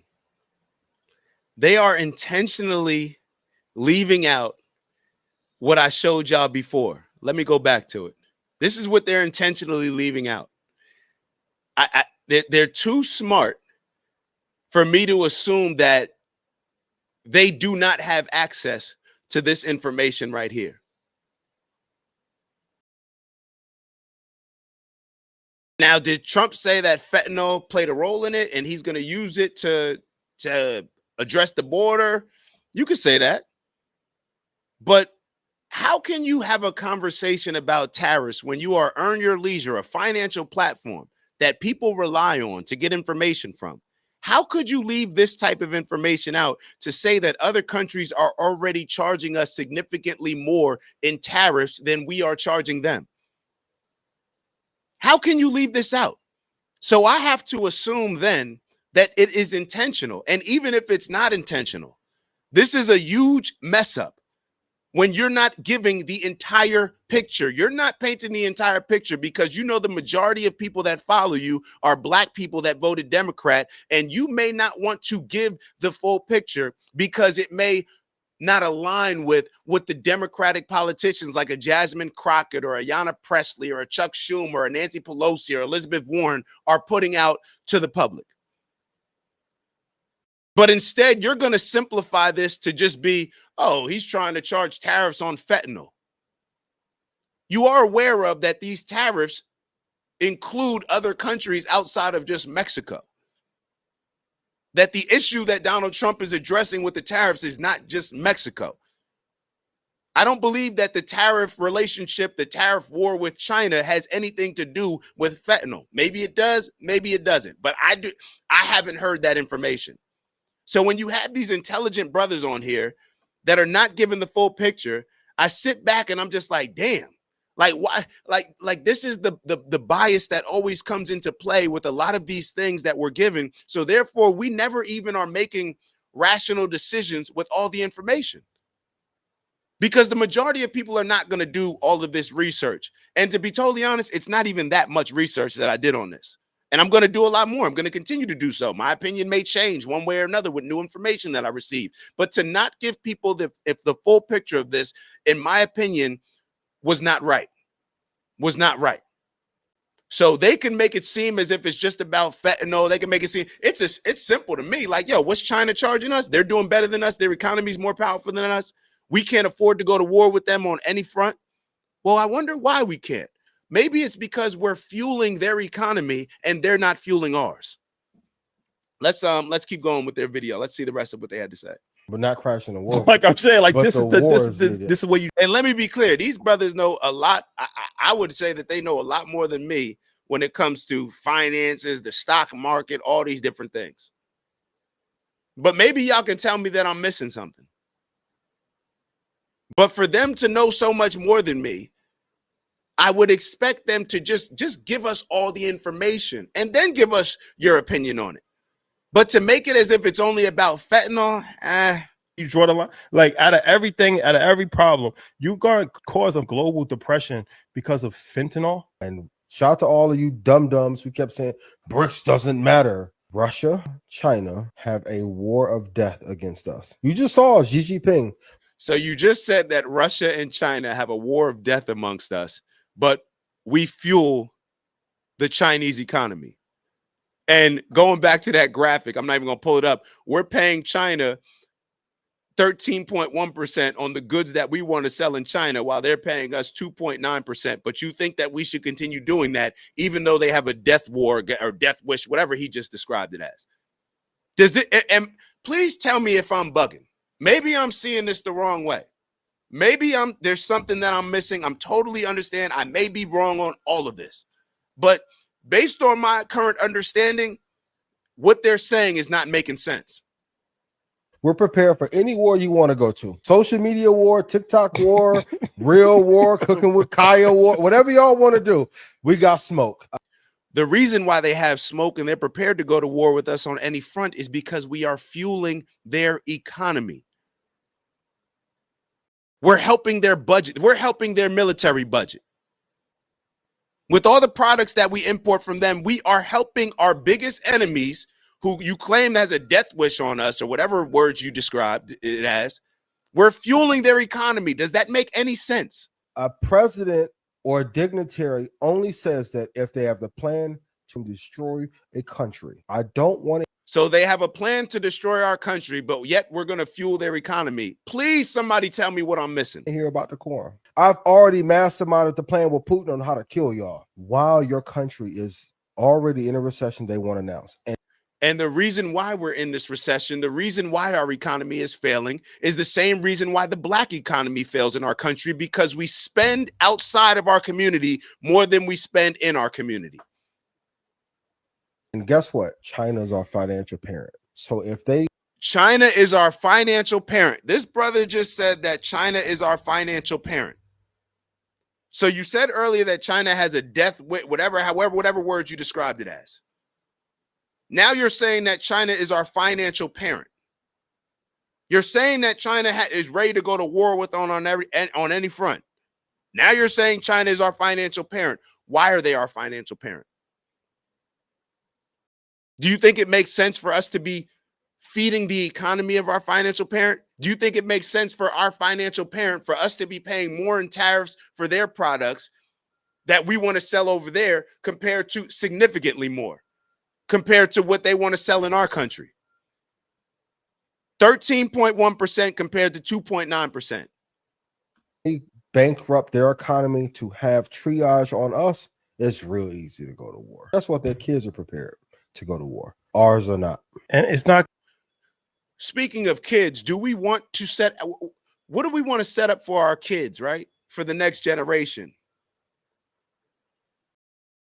Do we always want to think about everything short term, Well, hold on. What's going to just be best for me right now? I just want, when I go to the store right now, what can I pay the least amount? What can I pay the least amount? When we have that short-term thinking, this is why we land in the position that we land right now. When we don't prioritize buying American products and having American factories or having factories in America, because we've lost a lot of these factories, because we've allowed companies like a John Deere to go take their American company and put it on the border in Mexico. So therefore they can have cheaper labor. And now they're feeding the Mexican economy, taking jobs away from Americans. Why do we think that this stuff is happening? Not gonna work. The last time we had a major tariff war, it caused the Great Depression. It's not gonna work. One of the leading factors. It's not gonna work. He's playing games. He announced it 30 days ago, and then he said, "Okay, I'm gonna give a 30-day pause." He announced For what? He announced it. He said, "We're gonna go full fledged," and then he's like, "Oh no, we're gonna give another 30 days for agriculture and auto." It's like, it doesn't make any sense at all. You're losing. He mentioned the auto. Now we just heard from the auto workers. We just heard from the president of the Auto Workers Union. So, fellas, why don't y'all bring on the president of the Auto Workers Union? He aligns with y'all politically. Credibility. You pissing people off. You costing people a lot of money. Like, the reason why he stopped the auto thing is because he met with GM and Ford, and they said, "Look, what are you doing? You can make all the threats." We just heard from the president of the Auto Workers Union, and he contradicted everything that they're saying. What you want to, you need leverage to win a negotiation. I know.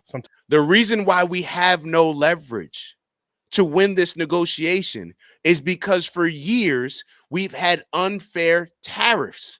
For years we've purchased more. We've been buyers. We haven't circulated the money within America. We've been sending it to China to fund their economy. Sometimes you got to hear from alternative news outlets to actually believe it. But when we said this tariff thing wasn't a good idea, last month we like, yo.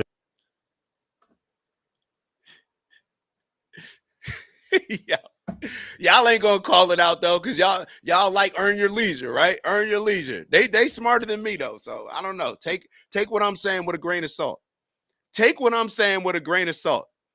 Take what I'm saying with a grain of salt. I'm not telling you to believe what I'm saying. I'm telling you to do what I did over the weekend. Look this shit up. If you really care, if you really want to have arguments among family members without having all the information, look it up. Don't just rely on your favorite content creators. Don't rely on what I'm telling you. Look it up yourself. Mama Lay wrote, "This is enlightening because I doubt anyone has bothered to look this up." That's a fact. Sounds like he wants to bow down to China. Fact. Fear-mongering. Fact. Next step is for the administration to implement stimulus packages for manufacturing companies within the United States or those looking to create manufacturing companies to compete with imports. I'm with it, Ant. Shout out to Ant in the building. I'm late. What did you look up over the weekend? I looked up just the tariff information. Based on the tariffs. Yeah, Ant, definitely make sure that you, if you tap in on the show yesterday, I took about an hour to explain what I was learning. Not even to explain it, but just to review what I was learning based on the tariffs and the videos that I looked up and just different things as far as what Trump wanted to implement, what they were talking about when they mentioned reciprocal tariffs, because I did not know any of this stuff. All I knew was what people were presenting to me. And I'm like, damn, how can this side present something that sounds totally different than this side? And I said, let me look it up myself. Let me look up an objective way. And to be totally honest, it was pretty hard. It was pretty hard to find objective views on this. So I had to kind of like bring everything together and then kind of take a little bit from here, a little bit from here, and make sense of everything. Steve said, nothing beats developing an opinion with source documentation. That's a fact. So when we go, it's like, yo, these earn your, I became disappointed. I'm disappointed with Earn Your Leisure. I'm gonna be totally honest. I'm disappointed with him. I'm disappointed with him because that was corny. That's corny what you're doing. That's corny what you're doing when you're just trying to formulate an opinion based on what's going to be attractive to the majority of your audience rather than just giving the real to your audience and letting them decide on their own. You're just like an MSNBC in that standpoint. All right, let's and maybe a Fox as well, because maybe Fox does the same thing. So I gotta say one, gotta call out both, right? All right, so let's it's 9:30. I'm gonna be honest. You know what? I'm gonna do something a little bit different today. Damn, I wanted to talk about this Ben Shapiro, Derek Chauvin. Let me give me a second. Hold on. I'm not sure if we're gonna talk about this. Hold on. I'm just not sure if we got enough time. Let me give me a second. Let me see how long this video is. I got to talk about it. And I'm going to tell you why when I talk about it, why I have to talk about it. One second. All right. I was sent something. He sent it to me on Facebook. Shoot. Hold on 1 second. Hold on. I got a Facebook video based on this. Let me see if I can find Ben Shapiro and what he said on Derek Chauvin on YouTube real quick, just to make it a little bit easier. Matter of fact, we're going to play a different video. So we're going to play this video from Valuetainment because they brought up some stuff that Ben Shapiro, I got it. Don't trip. I got y'all. Make sure that y'all like. Make sure that y'all like. Let me share this video with you guys. Let me get rid of these real quick.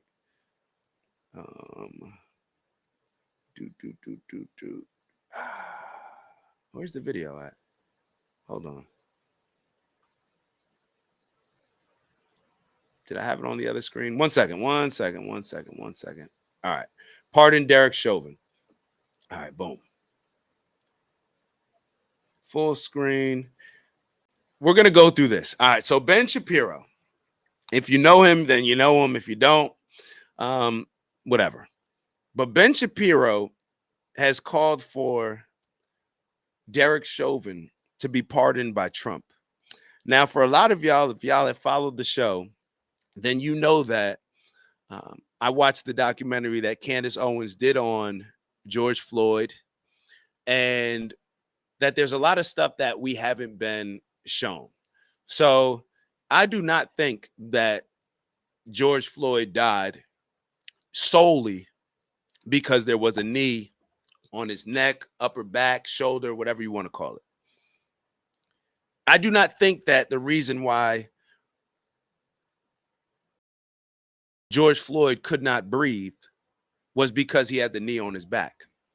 Played a role, but he had been saying, and you guys watch the documentary and you'll see it, he had been saying, even when he was standing up, that he could not breathe. When he was in the police car, he was saying that he could not breathe. And the amount of fentanyl that he ingested in his system was a significant amount that could have led to him killing him ultimately. Just look at the, I don't want to get into, and this is, all right, so I had to give that context, but I don't want that to be the overwhelming argument and discussion here. I don't want this discussion to be on Derek Chauvin. Did he the knee in his neck kill George Floyd? Was it fentanyl? I do not want to have that argument. I'm perfectly fine with having that debate at a later time. The reason why I'm bringing up Ben Shapiro is because it seems as if, and one of his mottos is facts don't care about your feelings. But it seems that he only keeps that energy, and that a lot of people only keep that energy when it's his feelings that are not being considered. Now, Ben Shapiro is big, very big influencer. I would say that he's a big supporter of Israel, huge supporter of Israel. And Ben Shapiro, just to give a little context, he was once the CEO of the company, or the owner of the company, Daily Wire, that ended up firing Candace Owens. Candace Owens was calling out a lot of stuff with Palestine and things that were happening to the Palestinians. And she was calling out Israel for a lot of these dealings. She was calling out the fact that America seems to be run by Israel. Why does Israel have this huge influence in American politics? Things along that nature. Candace Owens was eventually fired. And Ben Shapiro called her out for her stances and said that she was disgusting based on her stances of standing up for Palestinians and what was happening to a lot of Palestinian kids being bombed, all these things, right? I have no problem with them firing Candace Owens. You can fire whoever you want. It is what it is. But my issue is that it seems that Ben Shapiro wants a certain level of sensitivity when it comes to approaching Jewish and more specifically Israeli issues than when it comes to other issues. When it comes to George Floyd and black issues, it's facts don't care about your feelings. But when it comes to Israel, it seems to be, hold on, we got to be guarded a little bit based on feelings, right? We can't just speak as directly when it comes to how this is going to impact your feelings, Ben Shapiro. So when he says something like a Derek Chauvin should be pardoned, and when I think about what that would probably do to the country, so he's trying to put pressure on Donald Trump to pardon Derek Chauvin. And when I think about what that would do for the country, I think it's extremely insensitive on Ben Shapiro. Now, let me be very clear. If Ben Shapiro allowed this same energy when it comes to Israel dealing with Palestine and with certain people's opinions and certain facts about Israel and Palestine, certain facts about, let's say, how many Palestinians have passed away, are being bombed, what's going on, certain facts, right? Certain facts that have been presented on both sides, not just certain things that Palestinians have said, that Hamas has said. I'm talking about things that Israeli sources have uncovered as well. That energy doesn't seem to be the same. And I actually, hold on. I actually got to show this one video before I show, and this is why I got to give Stephen A. Smith credit. I got to give Stephen A. Smith credit because in a lot of ways, Stephen A. Smith had more courage than me on this. He had more courage than I had on this. And I want to play this. Hold on. Let me play this video. I'm going to tell you exactly why I have to give Stephen A. credit. Hold on one second. Let me find this video. All right, here we go. Let me share it. Let me increase it. Drug use. You brought up a criminal. I'll ask you another question, Ben Shapiro. You brought up, drug use. You brought up a criminal record, if I remember correctly. I think that's what you said, right? Right, Ben Shapiro? Just a simple question. Respectfully, sir, would you have taken that position if George Floyd was a Jewish person? A white Jewish person? If a black cop had his knee on a white Jewish person for over 9 minutes, Ben Shapiro, would you have called for that individual to be pardoned? I'm just asking. It's a rhetorical question because you know what I believe the answer to be is, right? So this is the letter or the petition that Ben Shapiro and his people, I guess, Daily Wire, I don't know who created this, but they're writing this to urge to immediately issue a pardon for Officer Derek Chauvin, who was unjustly convicted and is currently serving a 22.5-year sentence for the murder of George Floyd and associated federal charges. All right, so now we're going to get into the valuetainment video that I feel like is just very revealing. Very revealing. And the reason why I said I got to give Stephen A. credit is because he had the courage to call this out. And I had been thinking about having the discussion with you guys on it for a while. And I'll be totally honest. I hesitate to speak on a lot of these topics when it comes to Israel and Palestine because one of my closest friends in Miami, he went overseas and fought for Israel. May be there right now. Somebody that I have never done any business with, but somebody that I potentially will in the future.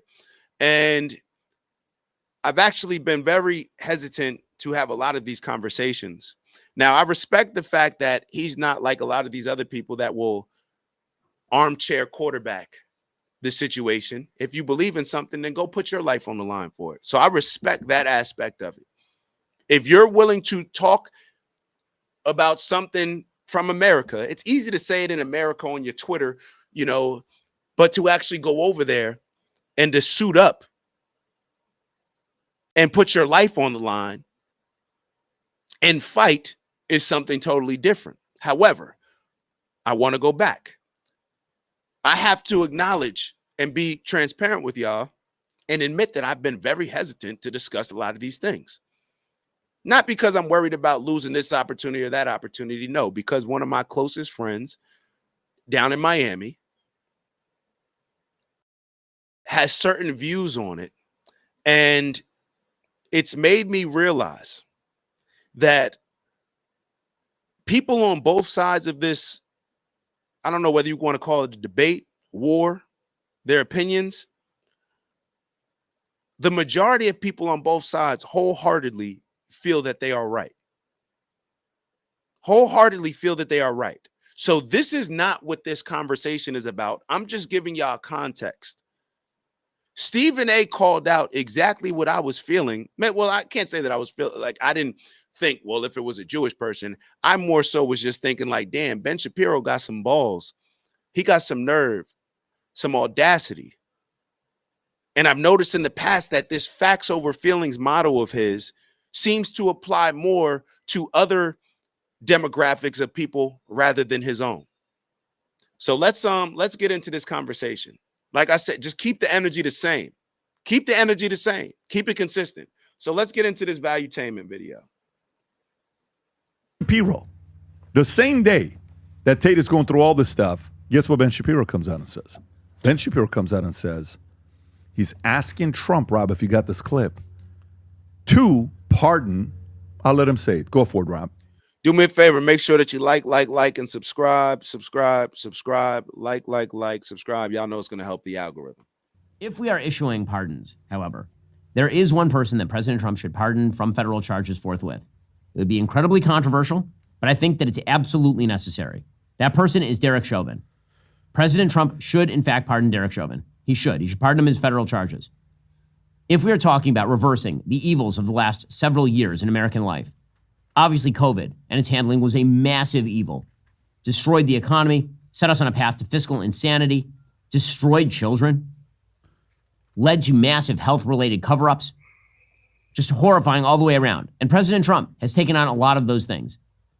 But when it came to BLM, the inciting event for the BLM riots that caused $2 billion in property damage in the United States and set America's race relations on their worst footing in my lifetime, was in fact the railroading of Derek Chauvin in the death of George Floyd. The evidence demonstrates that Derek Chauvin did not in fact commit murder of George Floyd. George Floyd was high on fentanyl. He had a significant pre-existing heart condition. George Floyd was saying he could not breathe. So this happens simultaneously. Elon Musk, Rob. And let me be clear. I do believe that the fentanyl played a huge role in George Floyd dying. I also believe that Derek Chauvin was an asshole that could have prevented the death of George Floyd. Now, if he died from a fentanyl overdose, maybe he would have eventually died either way. But clearly, the trauma of Derek Chauvin and the knee, I think that it played a role. Now, I think that Derek Chauvin, let me be very clear, this is not a popular opinion what I'm getting ready to say. I do believe that Derek Chauvin, that there was a lot of unfair. Now he pled guilty to certain federal charges, I believe. But for the state charges, what he's serving time for, I believe that based on what was happening in America, the riots, that played a role in his verdict and how long he was serving time. I do believe that. Now, that may be an unpopular opinion. It is what it is. I'm just being honest with y'all as far as what I believe. Let's continue. Response, I believe, because Elon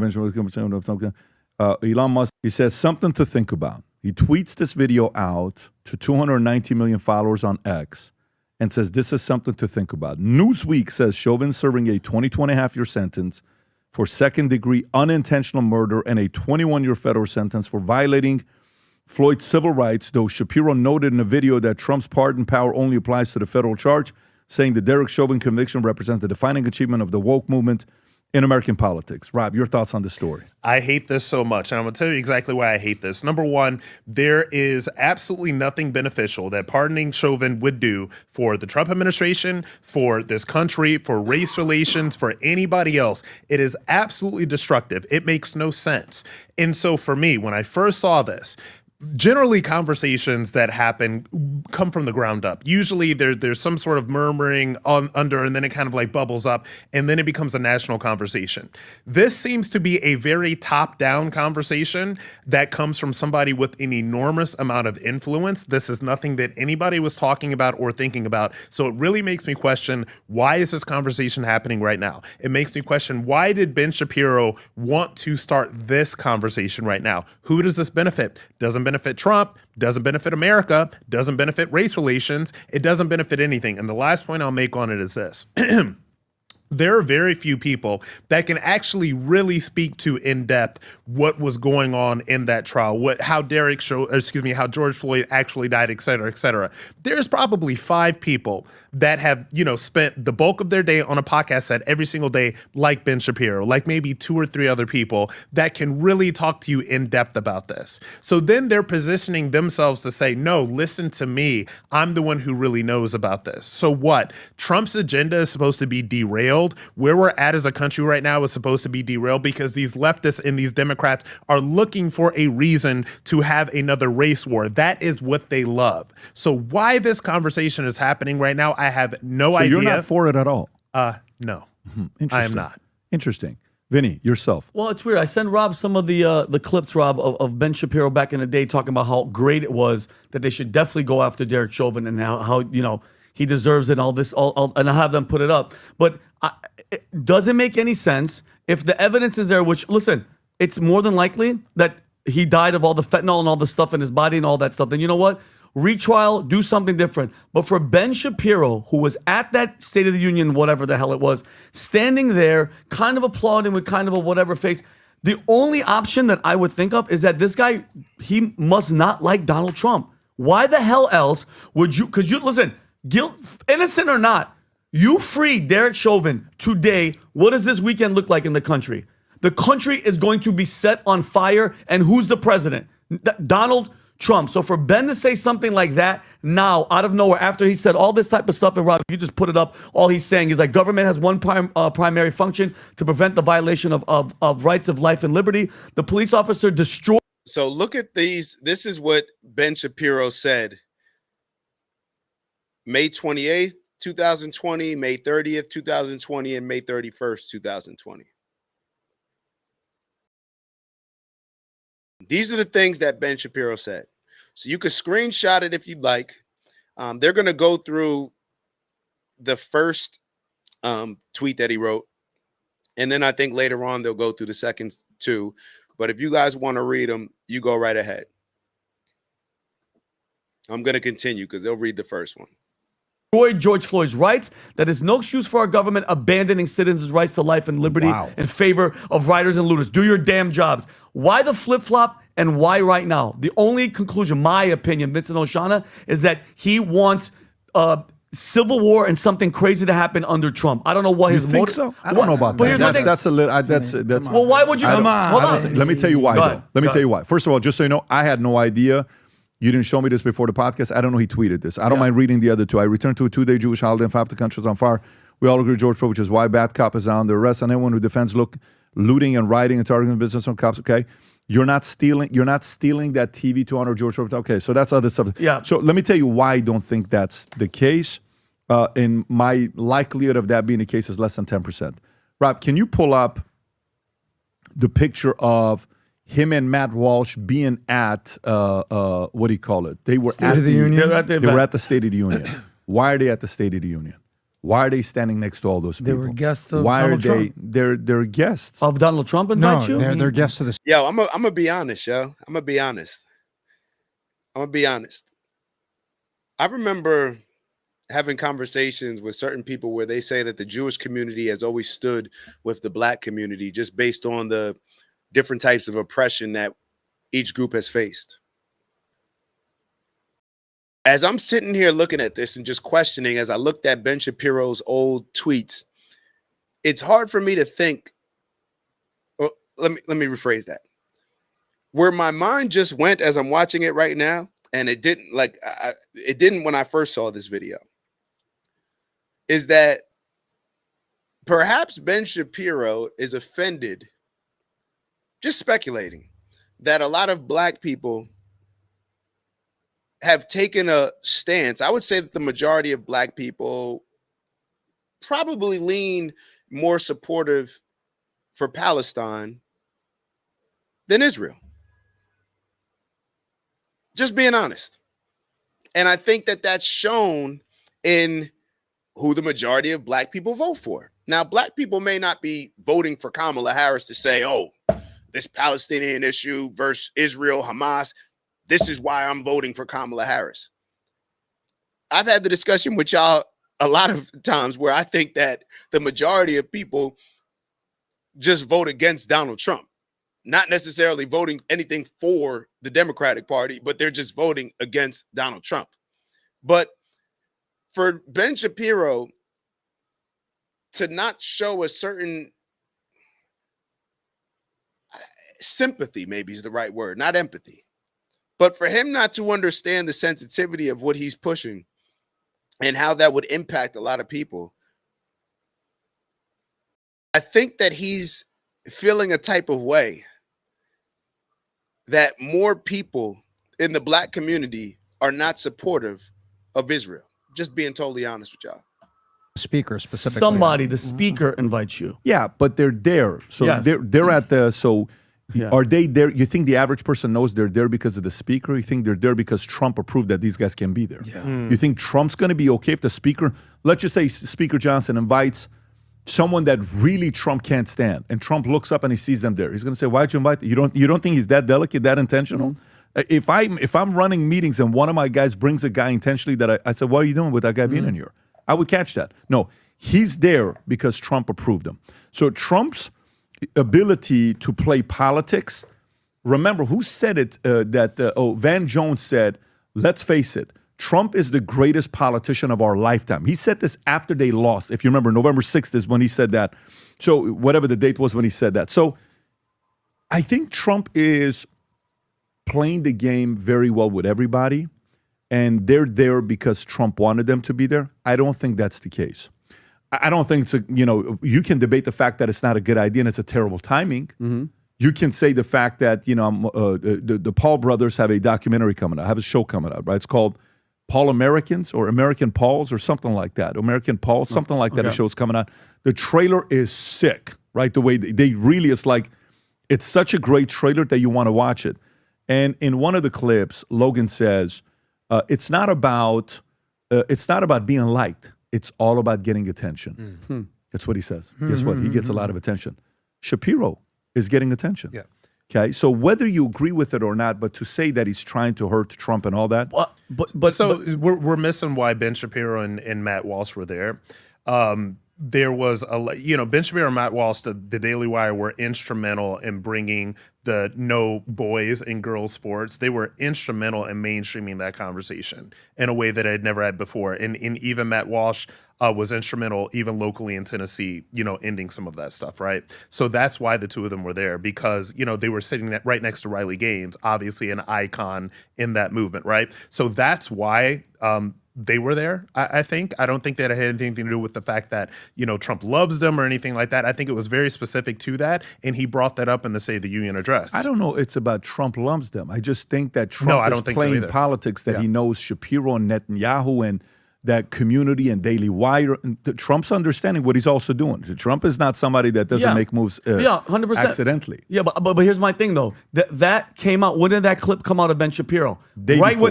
Was it the Day day before? of or I day don't know. I before? think I saw it the day of. Could be. I saw it the day I don't know, of. but it's within 24 but hours. I think we all agree, Ben is really, really, really smart. Okay, let's put that over here. He is smart. Why? I'm just asking. What would that do? Because he's smart.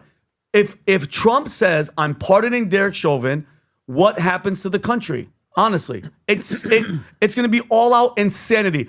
George Soros says freaking BLM is going to get triggered, Antifa and everything. So that's why my opinion, Vincent Oshana's on his own. I'm thinking there's something this comes out of nowhere. Where did this come from? For Ben to say that makes me go, wait a minute. The only outcome is negativity in this country, right? And the president is Donald Trump. I don't like it.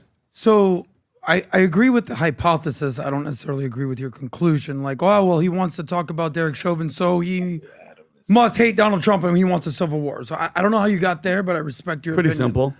Yeah, but it's the country was on fire because of the situation. I get and it. you don't think black people are going to be furious that we're walking around and burning down churches and beating the shit out of people? Well, Okay, I understand. We have a different I opinion. understand where you got there. I think Vinny's. See, a lot of times you realize, and I'm sharing something with you guys that I'm just feeling, but when you have these conversations in public, especially when you're live, you have a lot of thinking that goes on in your mind as far as how people are going to receive the things that you're getting ready to say. Once I say something, it can be recorded, it's out there.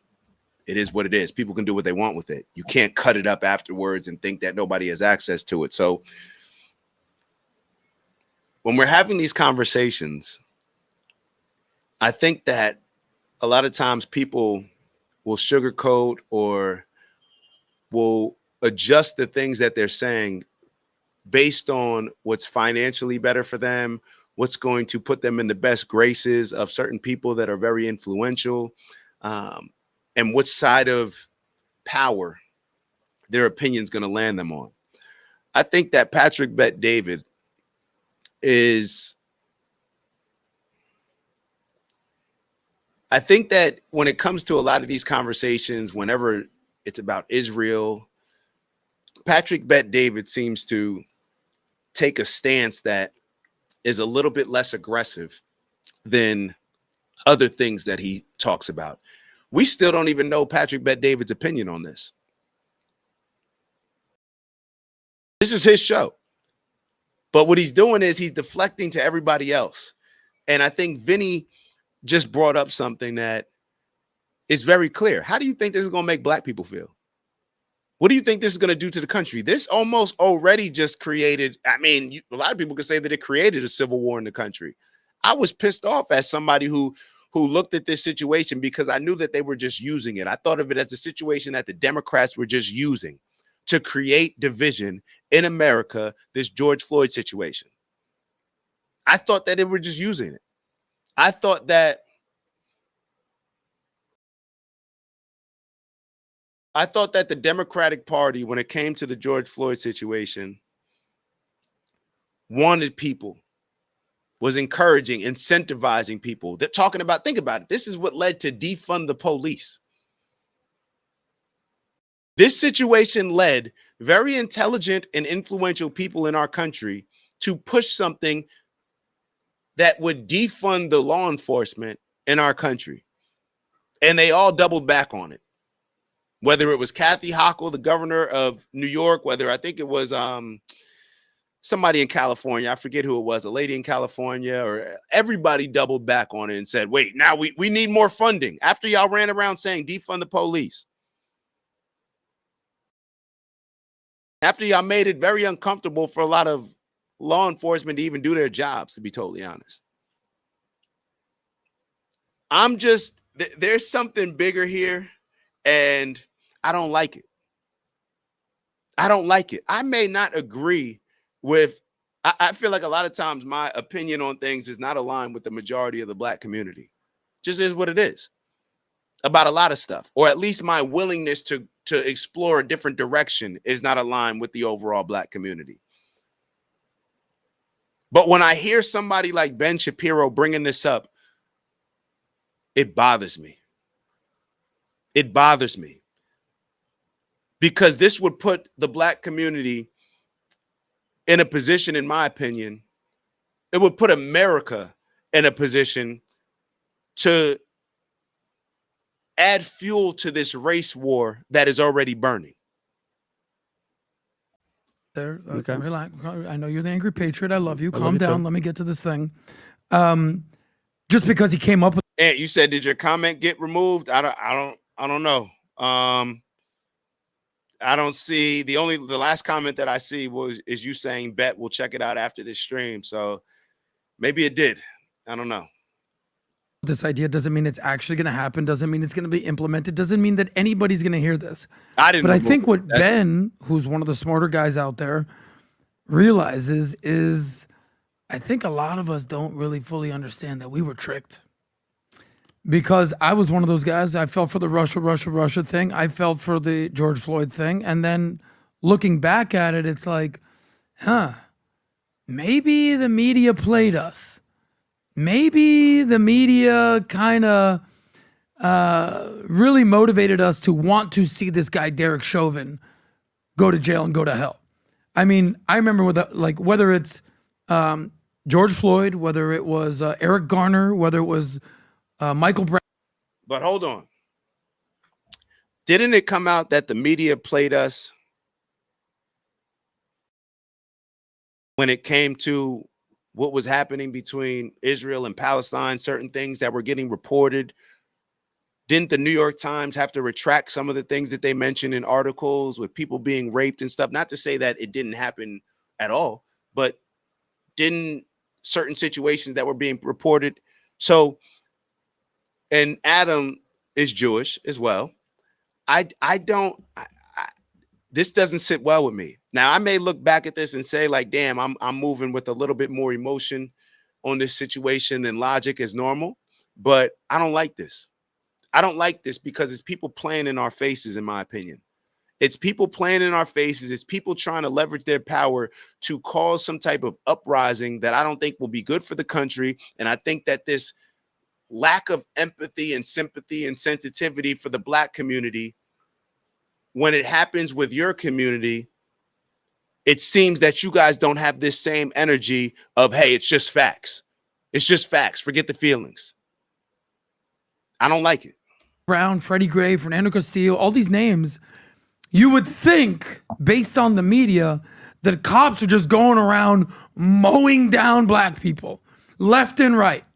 Oh my, and you would think how certain things are reported of what's going on between Israel and Hamas and Palestine. Certain pictures are painted that would make us think things that may not be what's 100% true. But I don't hear this same energy being directed in that direction.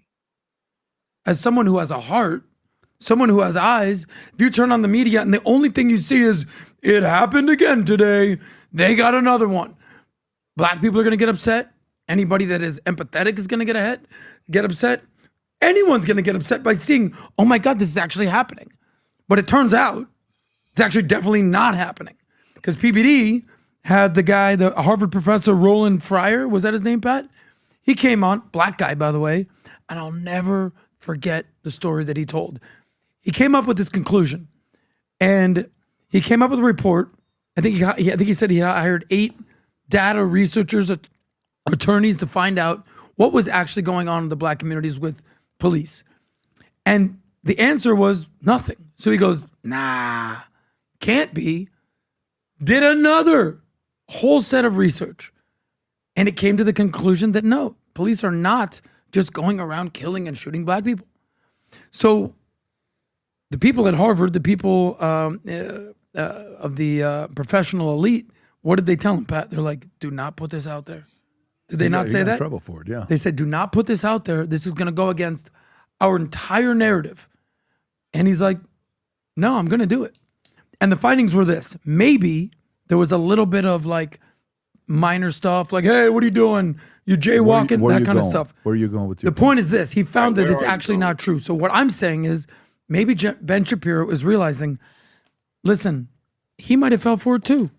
And I know that it's only a small thing. Maybe this guy is just one minor blip on the radar. Got it. Okay. But maybe he So that's what you were actually trying to say believes that this he's entire sitting time. there in jail Yeah. fraudulently and the media lied to us. Okay, so were you going to say something? You look No, like no, okay, no, I yeah. was just listening. So what I would say with this part to me is this, Vinny. Do you think Shapiro is Team Trump or Team DeSantis?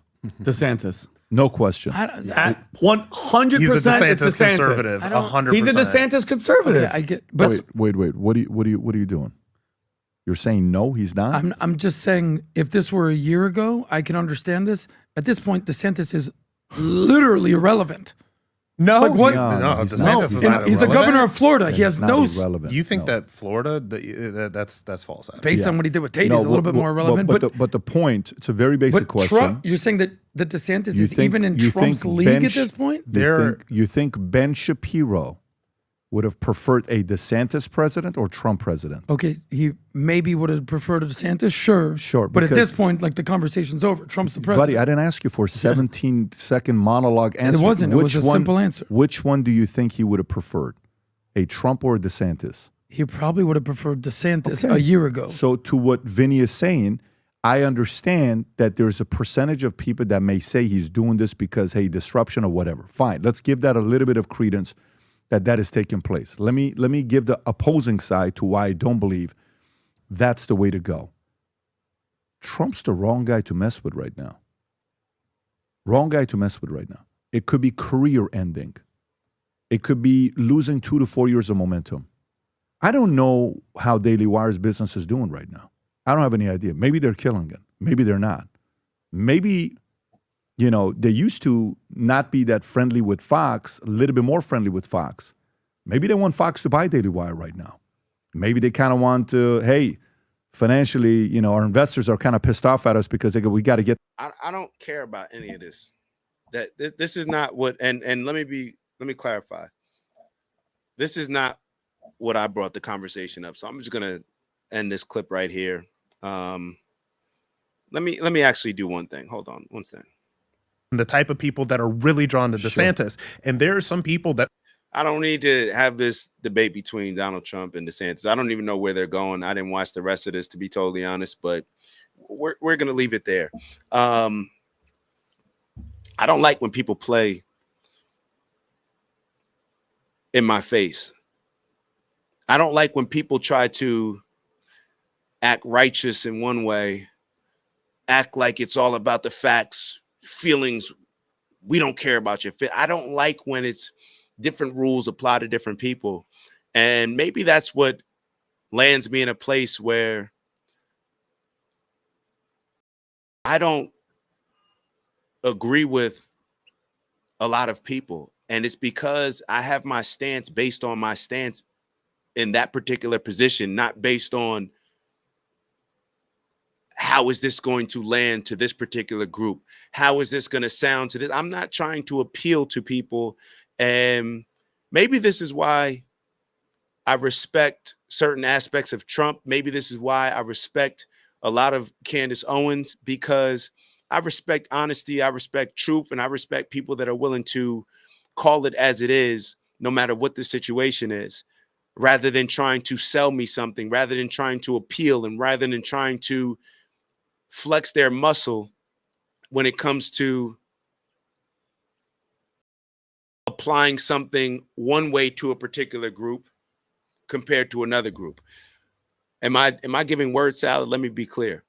I don't like when Ben Shapiro uses this facts over feelings and lack of sympathy and empathy and sensitivity when it comes to a black issue, but then does not want that same thing applied to when it comes to a Jewish or Israeli issue. Is that clear enough? I don't like it. I don't like it. I don't respect it. And I'm not going to allow a personal friendship of mine to make me feel as if I can't speak that particular truth. I'm not going to allow a personal friendship of mine to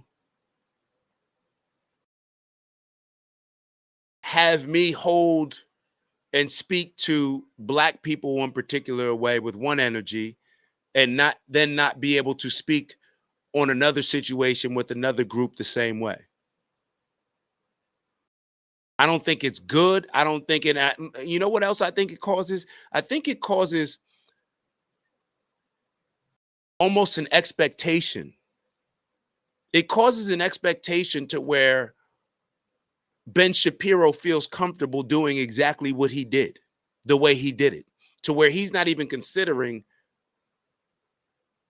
a certain level of sensitivity like he would consider if it was something directed at him and his group of people. So that's what it is for me. Y'all feel exactly how y'all feel on it. I just wanted to express it. I wanted to address it, and people can feel how they want about it. People can feel how they want about it. That's how we'll finish this show up. Y'all know how we start off every Sunday and Monday with the goal and intention to make this our greatest week ever. That's the same energy that we'll have today. That's the same energy that we're going to have this week. And of course, we'll finish out every show the way that we'll finish out this show, the way that we finish out every show, which is 45 seconds, clear our mind, meditate, manifest, do your breath work. Y'all know what we say. Every breath out is releasing all the negative energy. Every breath in is inhaling the positive energy. And just to kind of piggyback on all that stuff, I'm telling y'all, it's a real thing. I understand. And when you speak, when you voice your opinion in public, you know exactly the things that you have hesitations on. I feel a pressure in my neck right now. I feel a pressure in my neck right now. I felt pressure in when I'm getting ready to speak on these topics. And I don't like that pressure. I don't like it because it's an unfair pressure, and I don't feel that same pressure when I'm calling out Black issues. So why should I feel that same pressure, or why should I feel a certain pressure when somebody's speaking about Black people and not feeling that type of pressure? I don't like it. I don't like it, and my natural instinct is to push back on it. My natural instinct is when you corner me in a situation, and when I'm talking about myself, when I feel a certain pressure or you can't talk on it, that bothers me. It bothers me, and it will never sit well with me until I voice my opinion. So there it is. Let's do our 45 seconds. You take the 45 seconds to do whatever it is that you need to do for you. And if you're in a safe place, you can close your eyes. We'll start 45 seconds right now.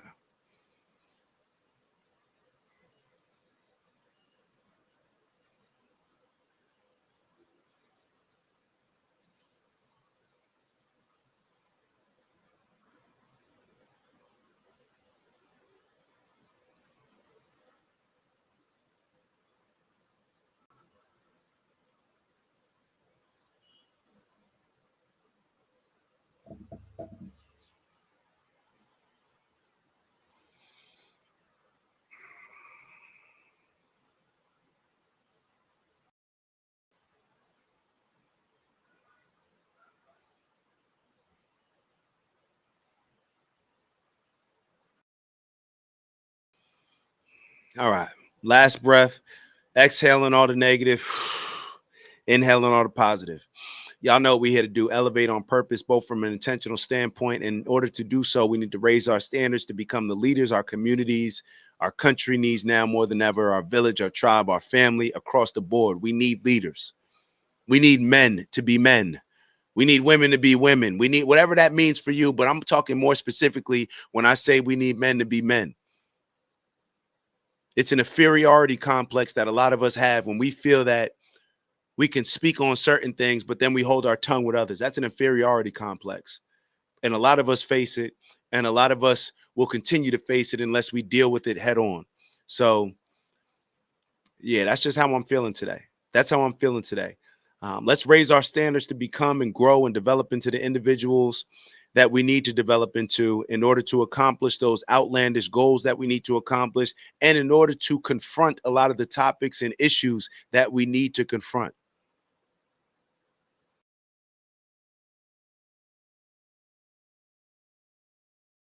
strength and honor, onward and upward.